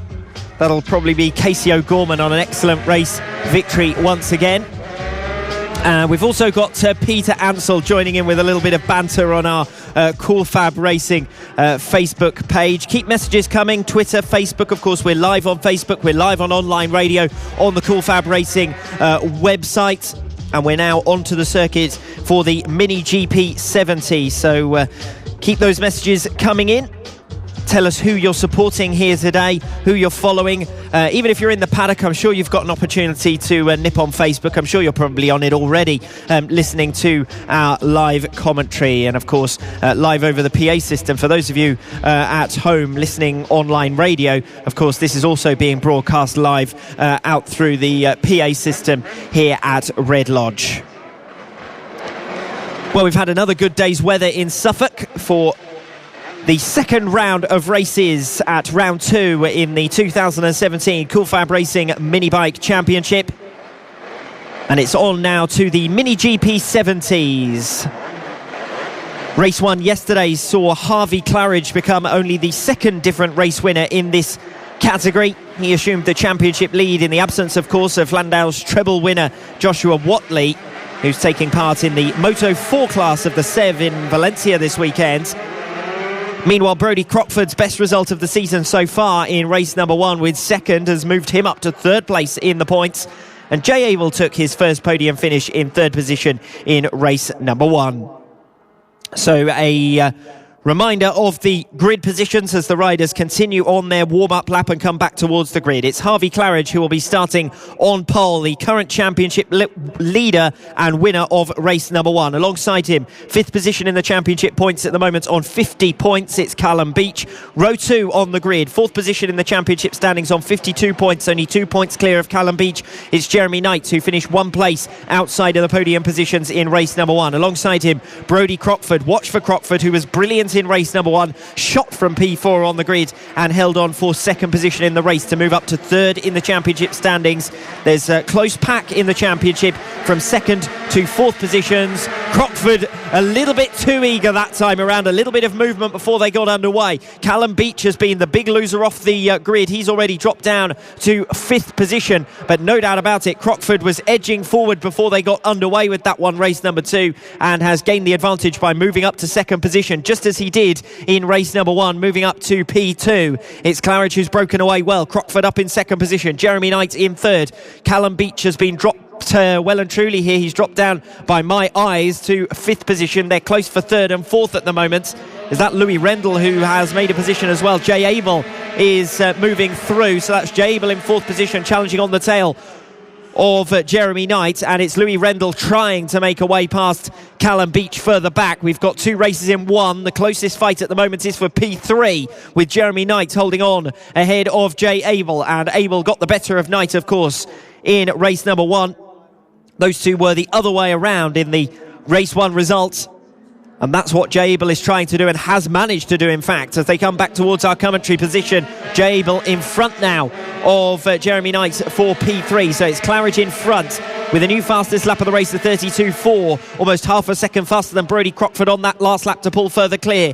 Claridge looking to make it 2 wins out of 2 to further extend his championship lead. It's Brodie Crockford in second position, just as he was in race number 1. He's breaking clear of Jay Abel, who has managed to relegate Jeremy Knight down to fourth position. Another good ride from Jay Abel, and the pack from third downwards are very close together, but it's the front two who are pulling well clear. 3 seconds now, the gap between Harvey Claridge out in front and Jay Abel, who sits in third position. Claridge the leader, another new fastest lap of the race, a 32.3. Brodie Crockford again dropping half a second back on that last lap. The gap now 1.5 seconds between the top two, and another 2 seconds or so to Jay Abel in third position, who himself has a ever increasing advantage over Jeremy Knight from fourth position. The race seemingly is over fifth place now between Callum Beach and Louis Rendell, as Beach really got it all wrong off the start line from second position, dropping well back to fifth position, and now under some pressure from a group of riders led by Louis Rendell. Oscar Pinson also in the mix there. There's 3 riders separated by around about a second.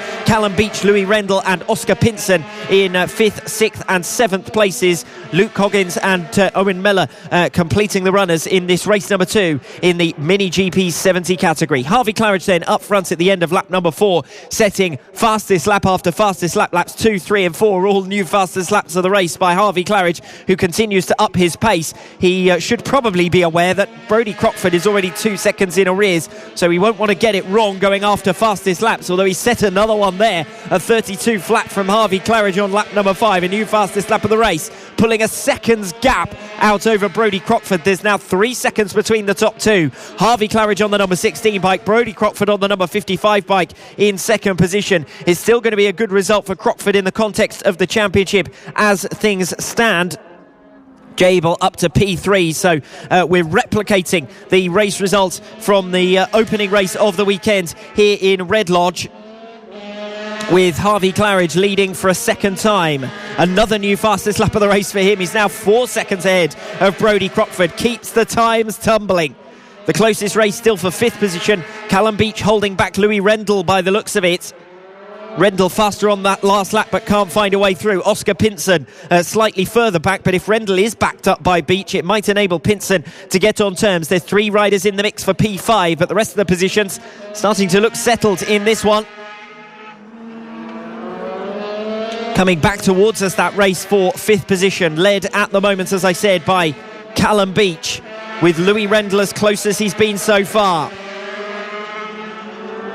Looking at the championship standings, Brodie Crockford, who's just set a new personal best on that last lap, lap number 7, with second position here, should move second in the series overall. He currently sits in P3 in the championship standings, and certainly by the end of the weekend you would expect him to have overtaken Joshua Watley, who's away out in Spain. Well, I'm sure we've got similar weather conditions to Valencia at the moment. It's quite a pleasant day here in Suffolk. Still close for P5. Rendell as close as he's been, in fact. Still less than 0.2 of a second between them, as there has been for the last 2 laps. Will Rendell be able to find a way through? That's the only likely overtaking manoeuvre, because Harvey Claridge is out in front by over 5 seconds. Jable is 3 seconds back from Brodie Crockford. Crockford sitting in second position, and Jeremy Knight, who sets a new personal best on that previous lap, made in 0.4 of a second on Jable, but sat 2 seconds still in arrears of him. See if he's made any further ground. He has actually made another 0.2 of a second, sits less than 2 seconds in arrears now. Louis Rendell has dropped back slightly from Callum Beach, who still sits in P5. Luke Coggins and Owen Miller gaining track time all the time on these machines, of course. Miller just about to be lapped by Harvey Claridge, the race leader. Claridge with 10 laps completed out in front. Crockford in second position. Jable in third. The top 5 positions as they were in race number 1. We've got an exact replica, but the opening laps were frantic. Wasn't a great start from Callum Beach. That's what dropped him back down to 5th position. Jable working through the field very well from P6, making a couple of overtaking manoeuvres, and then fighting his way past Jeremy Knight for 3rd, and it's going to be a second consecutive podium for Jable. Abel, who was a non-scorer at race 1 in Llandau, came back with 2 double-figure scores during the weekend. 16 points bolstering his tally in race number 1 this weekend, and it's going to be further boosted with P3 in this race. Right the way through the field, riders giving it their best to try and improve. Oscar Pinson had set a new personal best last lap, couldn't keep up that pace this time around. He's now dropped 2 seconds in arrears of the race for 5th position, so it's now a 2-horse race with Pinson dropping back. Callum Beach versus Louis Rendell, with 1/10 of a second separating them at the end of the last lap. Lap number 11. Still plenty of time to go for Rendell to try and make this move. 2 bike lengths between them as they come into Paddock Bend. A lot less than that as they come off Paddock Bend and down the start-finish straight once again. Each time Rendell gets right onto the tail of Callum Beach, he drops back slightly. He doesn't seem to be able to go with him. And where the overtaking place is, it's a lot harder to tell. Further back through the field, Brodie Crockford just coming through to lap Owen Miller, who sits in 9th position. Crockford up in P2, crossing the line over 8 seconds down on the current race leader, Harvey Claridge. It's Claridge from Crockford from Abel in P3. Jeremy Knight over the line in 4th position. Knight continuing to gain on Jay Abel. The gap now down to just a second as Rendell finally finds a way past Callum Beach. Louis Rendell up to P5. So that's a change compared to race number 1 this weekend, as Callum Beach drops down to 6th place from 2nd on the grid. And finally the move made by Louis Rendell. Now, does he have the pace to accelerate away from Callum Beach? The next battle developing is for 3rd between Jay Abel and Jeremy Knight. Full credit to Jeremy Knight, who comes over the line with a new personal best, cuts 0.4 of a second off the gap to Jay Abel in 1 lap, and the gap has been coming down steadily. It was a couple of tenths per lap. The gap stood at over 2 seconds at one stage between Abel and Knight. It's been gradually minimised, and it's 0.7 of a second now between Jay Abel in 3rd and Jeremy Knight in 4th. Abel may need to up the pace slightly as the lead runners continue to work their way through lapped runners. Louis Rendell and Callum Beach both having set new personal best laps on their previous lap. That time around, Rendell accelerating away from Beach, but neither of them setting particularly sharp laps. I must admit that the pace is absolutely astonishing here. The top 7 all in the 33s on that last lap. Harvey Claridge, the only one still continuing to set something a little bit faster as he leads the way. Harvey Claridge from Brodie Crockford by 8 seconds. 3rd place has visibly closed on that lap as well. Just 0.2 of a second now between Jay Abel and Jeremy Knight, watching them come up the hill with a couple of bike lengths between them, but Knight is on the march around the top turn, through the S's and back towards the Simpson Straight. This is where the race is. It's for P3 between the 303 machine of Jay Abel and the 35 of Jeremy Knight. Where will Knight try to make his move? Not for the moment. He's not close enough just yet, but he is gaining ground with every passing lap, and he's right on his tail. He looks for a lunge down into turn 1, but backs out of it at the last moment. Abel holds on. But is it only a matter of time before Jeremy Knight comes through? They're into the last lap. Time is running out for Knight to make the move. Can Abel hold on for long enough? It's going to be the checkered flag for Harvey Claridge, who makes it 2 wins out of 2 this weekend and increases his championship lead. Claridge is now the dominant force in the series overall. The race continuing for 3rd position. Brodie Crockford comes over the line. A last opportunity for Jeremy Knight. He's got to get the power down early coming off the final turn. Jay Abel holds on in the drag race down to the line by less than a bike length, less than 0.2 of a second between Abel and Knight at the checkered flag. A brilliant ride from Jeremy Knight. He was so consistent and just gradually reeling in Jay Abel, but it was Abel who had enough of a margin in hand. He had a 2-second gap at one stage. It was whittled down to a 0.2 of a second gap, but Jay Abel positioned himself perfectly on that final lap, particularly turn number 1, where Jeremy Knight tried to make his move, lunged down the inside. Abel came across him into centre and held sway for 3rd position. So the top 4 positions in race number 2 finishing as they did in race number 1. That means that Harvey Claridge further extends his championship lead. It's quite a dominant advantage now, and he'll be looking to make further ground, as he certainly seems to have the pace advantage in this mini GP70 category this weekend. The race result then: Harvey Claridge taking the checkered flag ahead of Brodie Crockford by 8 seconds. Jay Abel rounding off the podium finishes ahead of Jeremy Knight, and a good ride from Louis Rendell to get the better of Callum Beach to complete the top 5. We're now the official partner series to the BSB. This is Cool Fab Racing.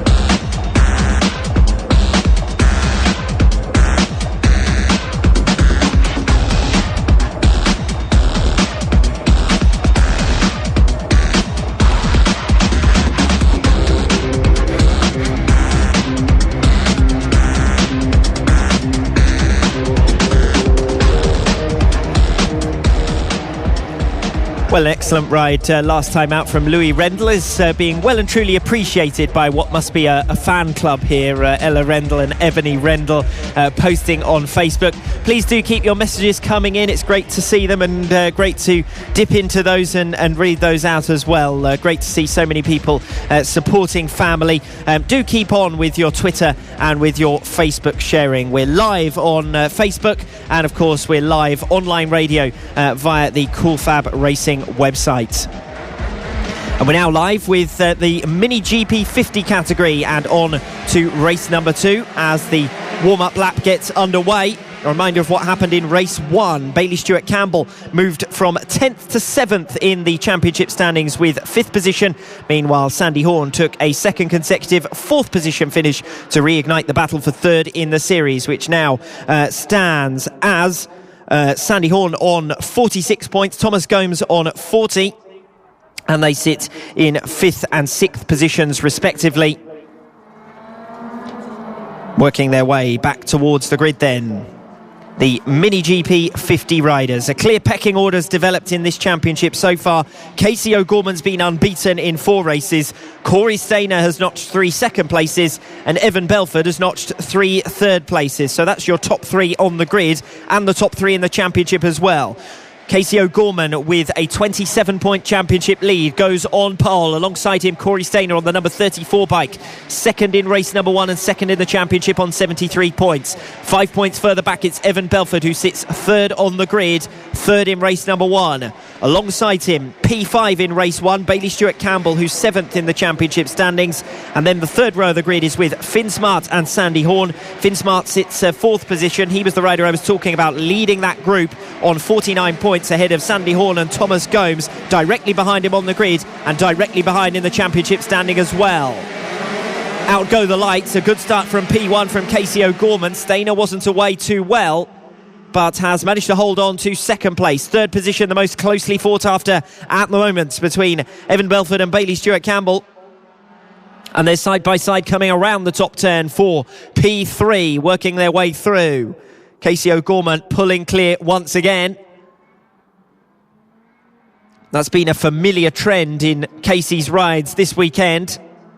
Certainly a top performer in the Mini GP 50 category. The so far unbeaten Casey O'Gorman leads at the end of the opening lap, ahead of Corey Stainer, who hasn't really been able to drop Bailey Stewart Campbell. It was a good start from Stewart Campbell to get the better of Evan Belford, who currently sits in 4th. It's Bailey Stewart Campbell who seems to be on the march, right on the tail of Corey Stainer, and seems to have the pace advantage in this race number 2 so far. It's Belford in 4th position, Sandy Horn in P5. Sandy finished in 4th position in race number 1, now sits 5th in race number 2. Finn Smart behind, and Thomas Gomes in 7th position. So I talked about those 3 riders being in the mix in 4th, 5th and 6th positions in the championship. And Smart behind Horn at the moment, and that could change things around in the series standings overall. Casey O'Gorman with an advantage of over 4 seconds at the end of the opening 2 laps. That's incredible. A 33.9 on that last lap. Corey Stainer next up in P2, but it's Bailey Stewart Campbell and Evan Belford both gaining on Corey Stainer on that last lap by 0.2 of a second each. Less than 1/10 of a second between them, and watching them coming back towards our commentary position, they're almost line astern. Evan Belford with a little bit of work to do, but Bailey Stewart Campbell getting tucked up behind Corey Stainer, goes for an inside move, coming over the start-finish line. He's completely alongside, he's got the move done. Perfect job from Bailey Stewart Campbell to come through at the expense of Corey Stainer. He lined up that move running wider into Paddock Bend, cutting back to the inside and then getting the drag race down the inside into turn number 1. A brilliant move from Bailey Stewart Campbell to now occupy P2. It's Casey O'Gorman who leads the way, ahead of Bailey Stewart Campbell in 2nd. Corey Stainer relegated to 3rd. Does Evan Belford now have the pace to get up and among the podium challengers as well? Corey Stainer coming back at Stewart Campbell. Good racing for 2nd, 3rd and 4th positions, and then there's a separate battle further back between Sandy Horn, Finn Smart and Thomas Gomes over P5. As I said, they are dropping back from the race leading pace. In fact, almost 5 seconds behind that race now for 2nd, 3rd and 4th positions is that battle for 5th, 6th and 7th. Sandy Horn, Finn Smart and Thomas Gomes rounding out the top 7 at the moment, and as I said, that's the race at the moment for 4th in the championship standings. Casey O'Gorman is away and gone out in front. Another new fastest lap of the race on lap number 4. The race for second position is Bailey Stewart-Campbell, Corey Stainer and Evan Belford. Bailey Stewart-Campbell with that brilliant overtaking manoeuvre on Corey Stainer sets a new personal best.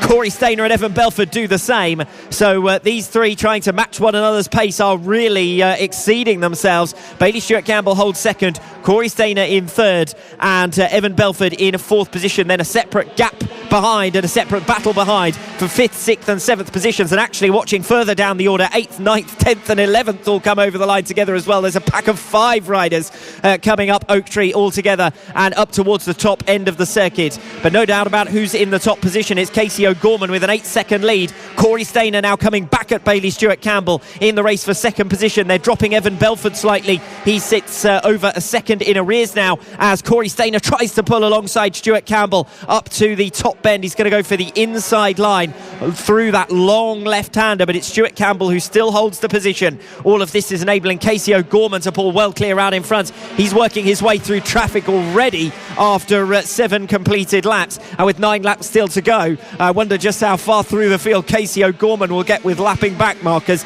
He's up front. Stewart-Campbell over the line in second position. Corey Stainer still in third, dropping back ever so slightly on that last lap. Doesn't seem to have been able to find a weakness in the armoury of Bailey Stewart-Campbell. He had a look up the inside on lap number 7 up into the top turn, but was unable to stay with after that, and that gave Bailey Stewart-Campbell an opportunity to just get a little bit of breathing room. Less than 0.4 of a second between them at the end of the last lap, and it'll be really interesting to see whether the lap traffic, when they get to that group of riders, because there's a group of riders including Karis Jones, Elliot Crosby, Dylan Mellor, Ben Smith, all racing after that fringes of the top 10 against Mason Johnson, who sits in 9th place. There's a group of 5 or 6 riders all together, and it's Bailey Stewart-Campbell and Corey Stainer who are starting to approach that group now, coming up towards lapping them. Casey O'Gorman has already come through and lapped them. He's well and truly gone in this race, 9 seconds up in the race leading position.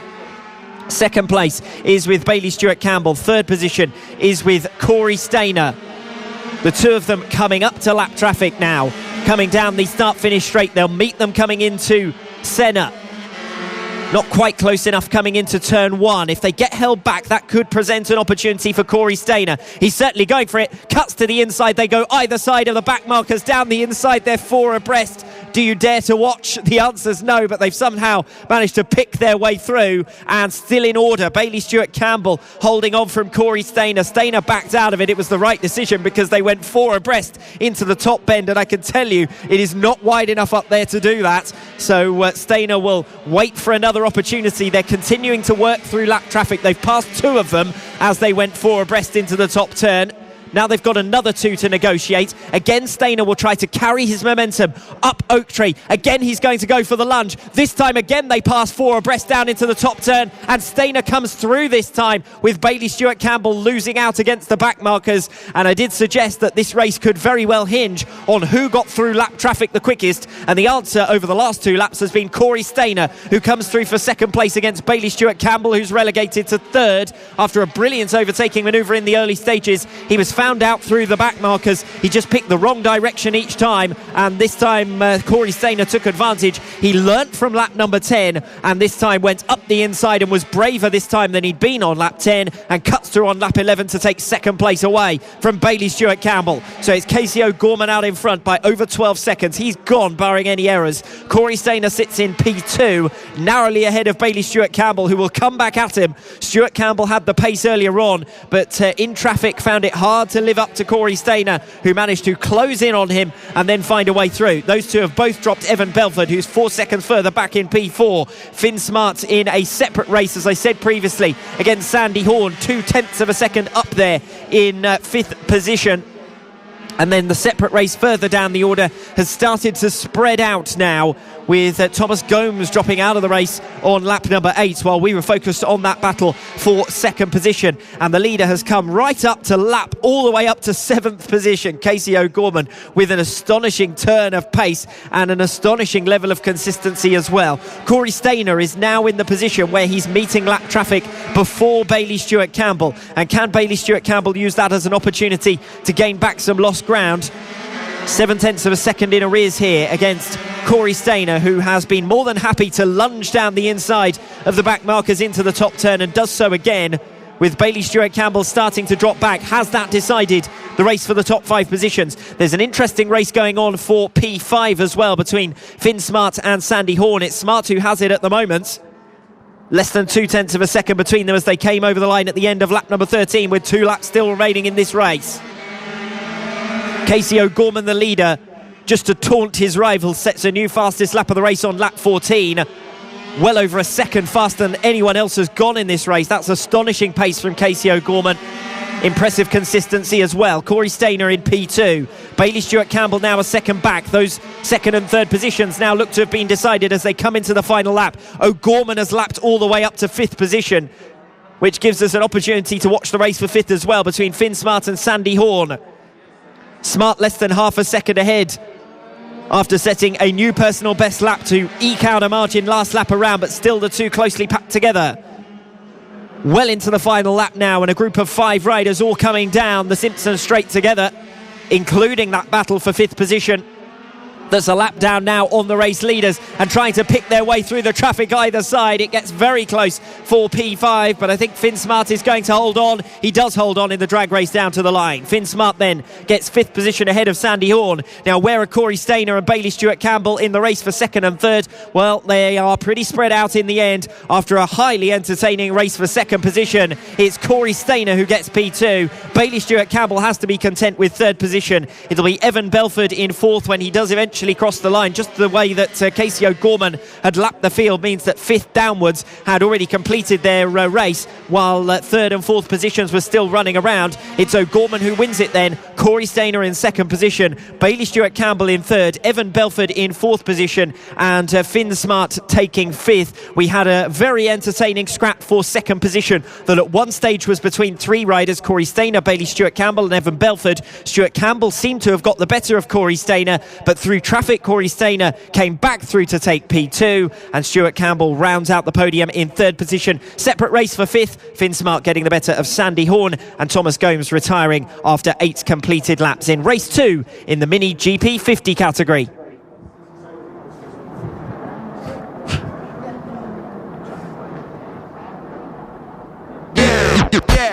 This is the Cool Fab Racing British Mini Bikes Championship, the official partner series to the BSB.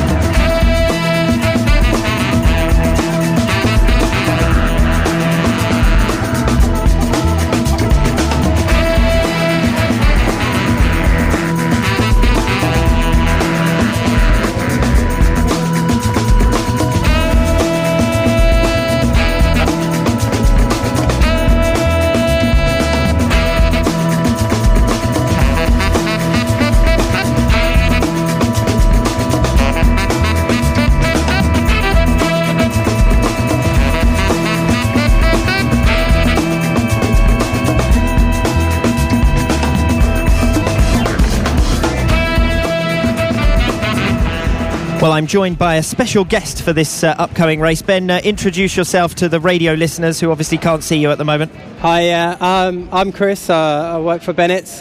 We've just come along stage just to have a look around, really, and we're really impressed. It's a great little setup you guys have here, and we're just on board for a great day's racing. Chris, I already mentioned earlier on that you guys were here and posting on Twitter, and quite a following, so obviously well known in motorcycle circles. Indeed, yeah, we're always keen to come to events like this and support the grassroots up and coming talent that's around here, and we've me personally, I've just been blown away by the speed of the guys out there and the girls today, it's been really impressive and looking good for the future of racing in the UK. Now this of course is a test for you, because I'm going to make you co-commentate. We've got a screen, we've got some notes, what could possibly go wrong? Yeah, exactly. It's going to be great. For those of you listening at home who can't see what's on the track at the moment, it's the Pit Bike Open category that's next up on track, settling in on the grid, having just completed their warm-up lap. And I'm going to step in front of you like a really annoying person, just so that I can get into position. A reminder of what? Yeah. What could possibly go wrong, he says, as he rips the microphone from my hand by accident. Excellent. Race 1 then. Charlie Nesbitt sat out race number 1. He was unbeaten in Landau, but watched on as Elliot Pinson won and seized the series lead ahead of James Rose. Close fought battle for the remaining steps on the podium. We expect to see something similar in race number 2. Elliot Pinson again away well. James Rose is up there in second position. Max Cook relegated to third off the line, despite making a pretty decent jump. Ryan O'Grady is in there as well. Will Howard's dropping back. The front four are pulling clear, as they did in race number 1. And it's Elliot Pinson who gets the whole shot, who leads the way. The race 1 winner once again up front. The current championship leader leading the way and looking set to further extend his championship lead. James Rose sits in a P2. He currently sits fourth in the championship standings. So we've got Max Cook then coming through at the end of the opening lap ahead of James Rose. Elliot Pinson in third position. Will Howard in fourth. Little more than a second separating the top 3, and as close as you can possibly want at the moment for second position. James Rose versus Elliot Pinson, who seemed to have gone well off the line to my eyes, but ended up dropping back to third position by the end of the opening lap. Good racing for second at the moment. Here we go then to complete lap number 2 with Max Cook out in front. Still close for second position between James Rose and Elliot Pinson. Well, you were saying we'd seen some good racing so far here today. At the moment, the good racing is over second position, and as brave as anyone, the riders who are going hammer and tongs at the moment for P2. So Max Cook pulling clear then, a second up at the end of lap number 2 after setting a new fastest lap of the race, over half a second faster than James Rose. Elliot Pinson in P3. A bit of a surprise to see him dropping back after a brilliant race victory first time out. The championship leader down in third position. This will be great news for his rivals. Max Cook has 15 points to make up on Elliot Pinson. We had a bit of a moment there for James into the last corner. He looked like he slipped off the footrest there. Seems to have made up the time again, but yeah.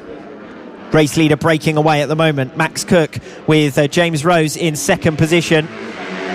Third place still with Elliot Pinson. Second, third and fourth going together. Will Howarth a little bit further back, 4 seconds now in arrears, despite setting a new personal best on that last lap. The front 3 pulling clear. It's Cook out in front by almost 3 seconds now, ahead of James Rose in second. A tenth of a second and barely holding on ahead of Elliot Pinson. Still the race is for P2, actually just as it was in race number 1 here at Red Lodge. A great race it was for second and third positions, and Max Cook lost out on the final turn on that occasion as the timing screen switches off in race control. These are just the normal things that happen. That's absolutely fine. Yeah, all good. James Rose, it is in second position nonetheless, ahead of Elliot Pinson. The race at the moment is for second position, just coming around the loop towards the top end of the circuit and onto the Simpson Straight. Gap emerging now between James Rose and Elliot Pinson. Pinson, who was the race 1 winner. Incidentally, Max Cook lost out on the final turn with all sorts of dramas enabling Elliot Pinson to open a 15-point championship lead coming into this one, race number 2. Well, Pinson looks set to lose some of that here. 9 points potentially up for grabs if Max Cook can stay out in front, and it's an exact reversal of positions 1 and 3 from race 1. Another new fastest personal best, on the last lap from both James Rose and Elliot Pinson. They really are upping the pace with each passing lap. Rose from Pinson, a tenth of a second between them as they came over the line at the end of lap number 7, with Pinson right in touch with Rose. Well back from them now, it's Will Howarth in fourth position. Max Cook, James Rose, Elliot Pinson, Richard Holmes-Williams, the 3 riders all together from second, third and fourth places, starting to encounter traffic now as well. That's going to make it a little bit lively, isn't it? It will indeed. Looking, we've got 10 laps remaining. It's all going down to the wire here for that third place or remaining place on the podium. Managing to cut their way through lap traffic on the start-finish straight made their lives a little bit easier. They'd already made the move by the time they got back down to turn 1. Max Cook it is who's out in front by 4.5 seconds ahead of James Rose. The race is for P2. Rose, Pinson and Holmes-Williams, who has managed to stay with the pack. As I said earlier on, the top 4 running together. Well, certainly second, third and fourth running together. Pinson's got the momentum off the paddock bend and almost up the inside of James Rose. It's a question of when you're brave enough to try and make the pass. And we saw that from James Rose in race number 1 when he managed to make the lunge down into paddock bend actually on Max Cook. And Max Cook was displaced to third position. That was bad news in the context of his championship. He's 15 points in arrears now of Elliot Pinson, but he's set to make up 9 of them if things stay as they are at the moment, with Pinson down in third position. And if Cook could be watching the same race that we are, he'd probably be wishing for Richard Holmes-Williams to get right onto the tail of those 2 up ahead of him, because that's going to make things pretty lively. Rose again just about holding off, but it's through Senna, it's through these opening couple of turn complex that they really tighten up, and then of course the accordion effect spreading out up the straight and up towards the S's. So it's Cook, Rose, Pinson and Richard Holmes-Williams in that order. Further back through the order, Callum Wybrow moving up now to P7. The race lead, there's no doubt about that. It's Max Cook. Almost 6 seconds up now on James Rose, ahead of Elliot Pinson and Richard Holmes-Williams, who is going with their pace but seems to have a slight gap between himself and the other 2 in front of him. The hard thing about this circuit, with it being so technical, is to find a way through, because on the left-rights, if you go for a move down the inside, you end up on the outside for the next bend anyway and then can't find a way past. Still close for second position then onto the start-finish straights, with 6 laps still remaining behind Max Cook. The race is for second position. Rose, Pinson and Holmes-Williams. And Holmes-Williams has it. Pinson makes an error. Finally the positions shake up, and well, that was always going to explode with one moment, and that was the exact moment that it happened. Let's hope he can get back on the back of Pinson there, and hopefully we can get a good race to the end of the line. He seemed to have another little moment coming onto the Simpson straight, where he just got things wrong through the left-right, and that's cost him a bit more time. So over a second now back from that racing battle for second and third positions. It's frustrating because he seemed to have the pace, but it's interesting in terms of the championship, because that's our championship leader now out of the podium positions. Whether he can make back some of that lost ground, we might find out on this lap if he can keep things smooth, bearing in mind that they're also coming up against the lap traffic now, and that should sharpen things up a little bit as well. Max Cook leading the way, second, third and then fourth over a second back, cutting through on the inside against lap traffic, as I said. And when they meet this group that at the moment is coming round the infield section at the end of that long left-hander, that's when it should spice up again. It's Max Cook ahead of James Rose, Richard Holmes-Williams in third and Elliot Pinson in fourth position.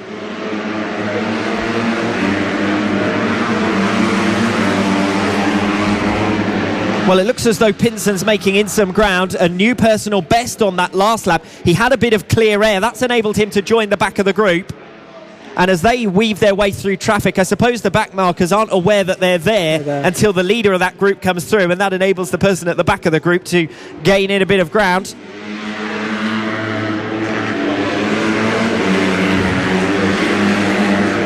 Well, how are you finding it up here in the commentary position then, trying to keep up with everything? It's great, yeah. It's the best view I've had all day. It's fantastic. It's all the battles lower down the field as well. It's great to see. There's action, every corner. It's great.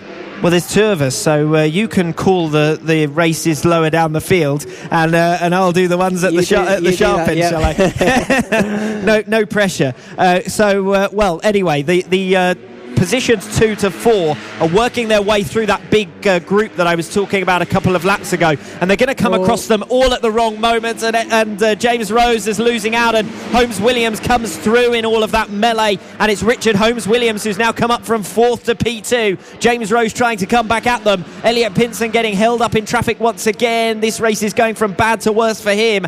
It's enabling Richard Holmes Williams to burst clear though of James Rose, and Rose is going to try and get back through. They come through the left right. Holmes Williams has to stand it up on the inside to hold back James Rose. Rose has got the momentum. Can he make it count down into Paddock Bend? Second and third positions, this is 4. They're held up once again by the back marker. The pace is with James Rose in the drag race down to the line, but Richard Holmes Williams just holds on, and the lap traffic really spiced up that battle, because it looked set to be Max Cook by a clear margin, and then there was a race for second position, and just as they started to spread out, they met the back markers. Everything became a bit chaotic. Elliot Pinson went off the circuit. He couldn't recover, and ended up with James Rose fighting Richard Holmes Williams, and it's Holmes Williams who comes through, so that's his best result of the weekend, and first top 5 finish for him. Good race victory from Max Cook, and an important race victory, because Elliot Pinson was all the way down in 4th position, and that shakes things up dramatically in terms of the championship, because there were 15 points between them coming into that race, and that really has spun things all around. So what I'm going to do is I'm going to keep you up here for a few moments. The race results of that one, the Pit Bike Open race number 2, Max Cook taking the checkered flag, crucial in terms of his championship, with his main rival Elliot Pinson finishing down in 4th position and losing most of that 15-point margin. Richard Holmes Williams and James Rose providing some entertainment there, and it's quite clear that it's only a matter of time before James Rose moves up from that 4th position that he currently sits in terms of the championship standings overall. That's the completion of the Pit Bike Open race number 2. The original and best British championships for mini bikes. This is Cool Fab Racing. So my guest attempted to remove his headset and run away, but he said this was the most fun he's had all day, so I'm not letting him escape just yet. You say things like that and you end up having to stick around for quite a long time, you'll find. That's how things tend to go up here in our commentary position. Next up are the sidecars. Before we get underway with the Mini F1 sidecars, which is actually the last race of our morning programme, effectively, our pre-lunch programme here with round 2 of the races. Just tell us a bit more about what you do, about your involvement, obviously, in motorsport. We've got a big involvement this year. We've got our BSB team racing the brand new Suzuki, and we've a sort of sluggish start to the season, but we're improving the bike round by round, and in the stock races we're doing great with Richard Cooper on board. So yeah, we're always keen to come along to these events and support some of the grassroots racing, and it's eye-opening to see just how much talent is coming through, and as and where we can get involved and promote this particular series it'll be great.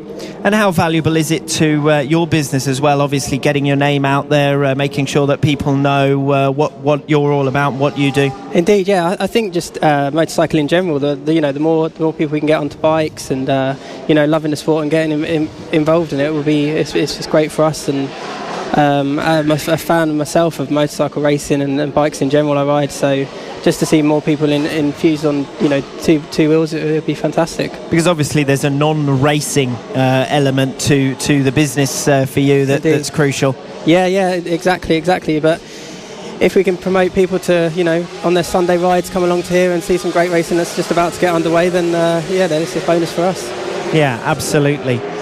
We're out onto the circuit for the Mini F1 sidecars. It's their second race of the weekend. In terms of what we've seen in the championship so far, there's no doubt about who is most likely to win both this race and probably the series overall. The number 26 outfit, piloted by Mick Williams, is unbeaten from 4 races so far, leading the way on 100 championship points out of a possible 100.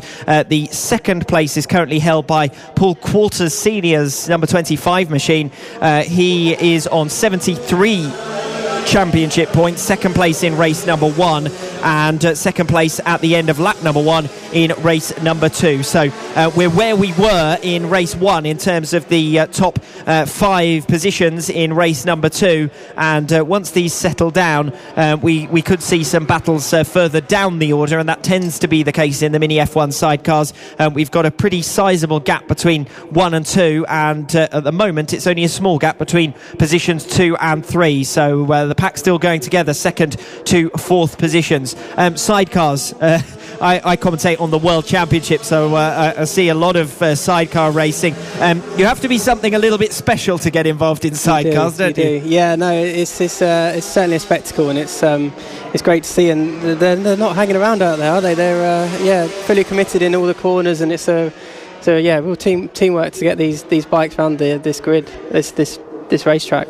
Actually, it is a bit of a shame that the timing system doesn't come up with the co-pilot's name, because the passenger, as they call him, is just as involved on the bike, and actually probably does the more physical work on the outfit than the actual rider does. But it's the rider who gets the credit on the paperwork and on the screens, and it's Mick Williams who's riding that number 26 that's out in front and comfortably over 3 seconds clear of the number 25 outfit ridden by Paul Qualters in second position. A new personal best from Danny Stainer's number 17 outfit last lap around, and that group of 2nd to 4th positions are going together as we have a position change further down the order, with Mick Lee's 144 outfit passing the number 46 outfit ridden by Simon Ibbotson. Up front, no change, but it is 2nd, 3rd and 4th positions that are closest at the moment on track.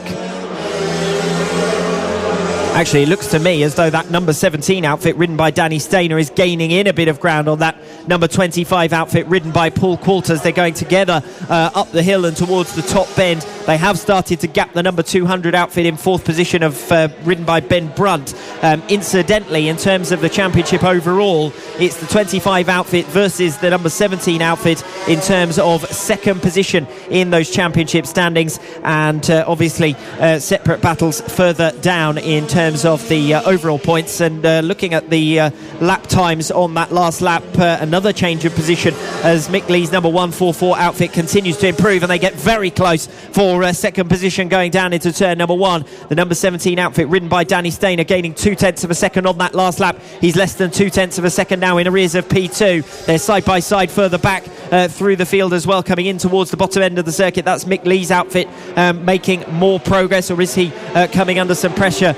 Yes, he's made progress. He's passed John Hosker's number 127 outfit, so Mick Lee is coming through the field quite nicely from the back of the grid as they come through to complete lap number 6, or certainly Mick Williams does, and then you wait for the rest of the group to come through. And Danny Stainer has passed Paul Qualters. Did you manage to see that one? I was focusing on the battles further down the order. It looked like he got him into the last corner there. I don't know whether Paul's having any issues, but yeah, just down into the last corner, he didn't have the lead.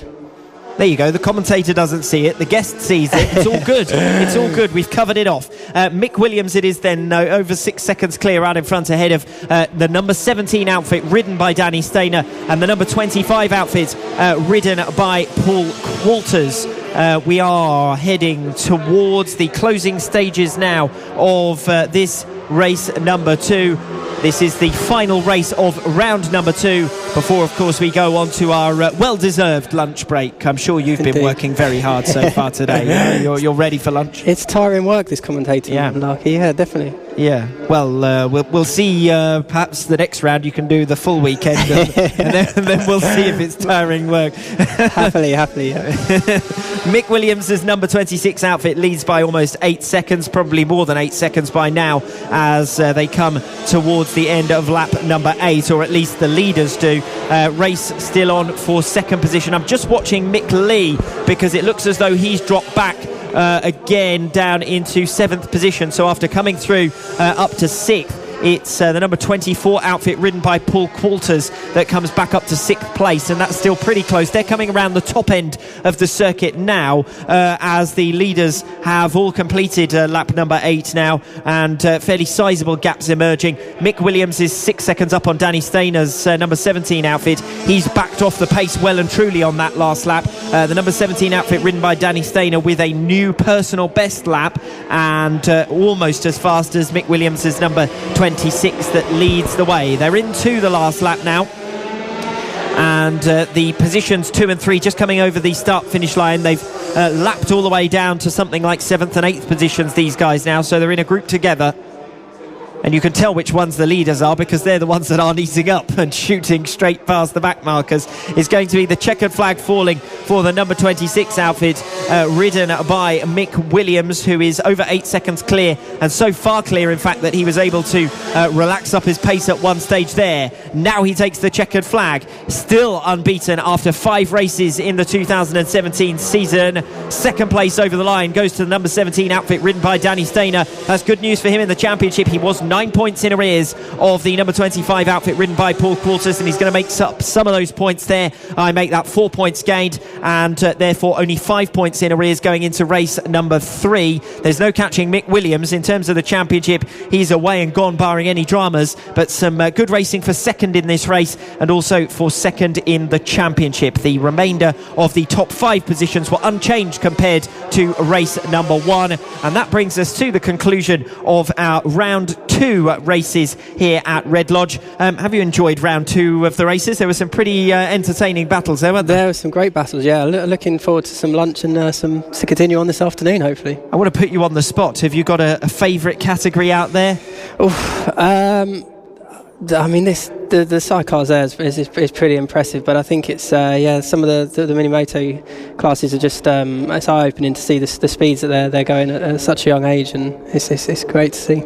You watch Casey O'Gorman going round, and it looks like he was born on the bike. It does, absolutely astonishing. It puts me to shame. I think I'd be truly showing up if I even attempted to get out of there today. I think it would be just a question of weight, that's all. That's all. Yeah. That would be the only reason. Otherwise, it would all be absolutely fine. Well, thank you very much for joining us. We're now going to head away to our lunch break. Obviously, when we come back, which I think is around about 2:15. I was about to say 2:30, but it is 2:15 looking at the schedule. We'll be back to where we started. We'll be back to the opening categories from the first 2 rounds. It'll be round 3. It'll be the last round of races this weekend, and of course more points scored in terms of the championship. We'll update you on where everyone is when we get underway with round 3 at 2:15. The original and best British championships for mini bikes. This is Cool Fab Racing.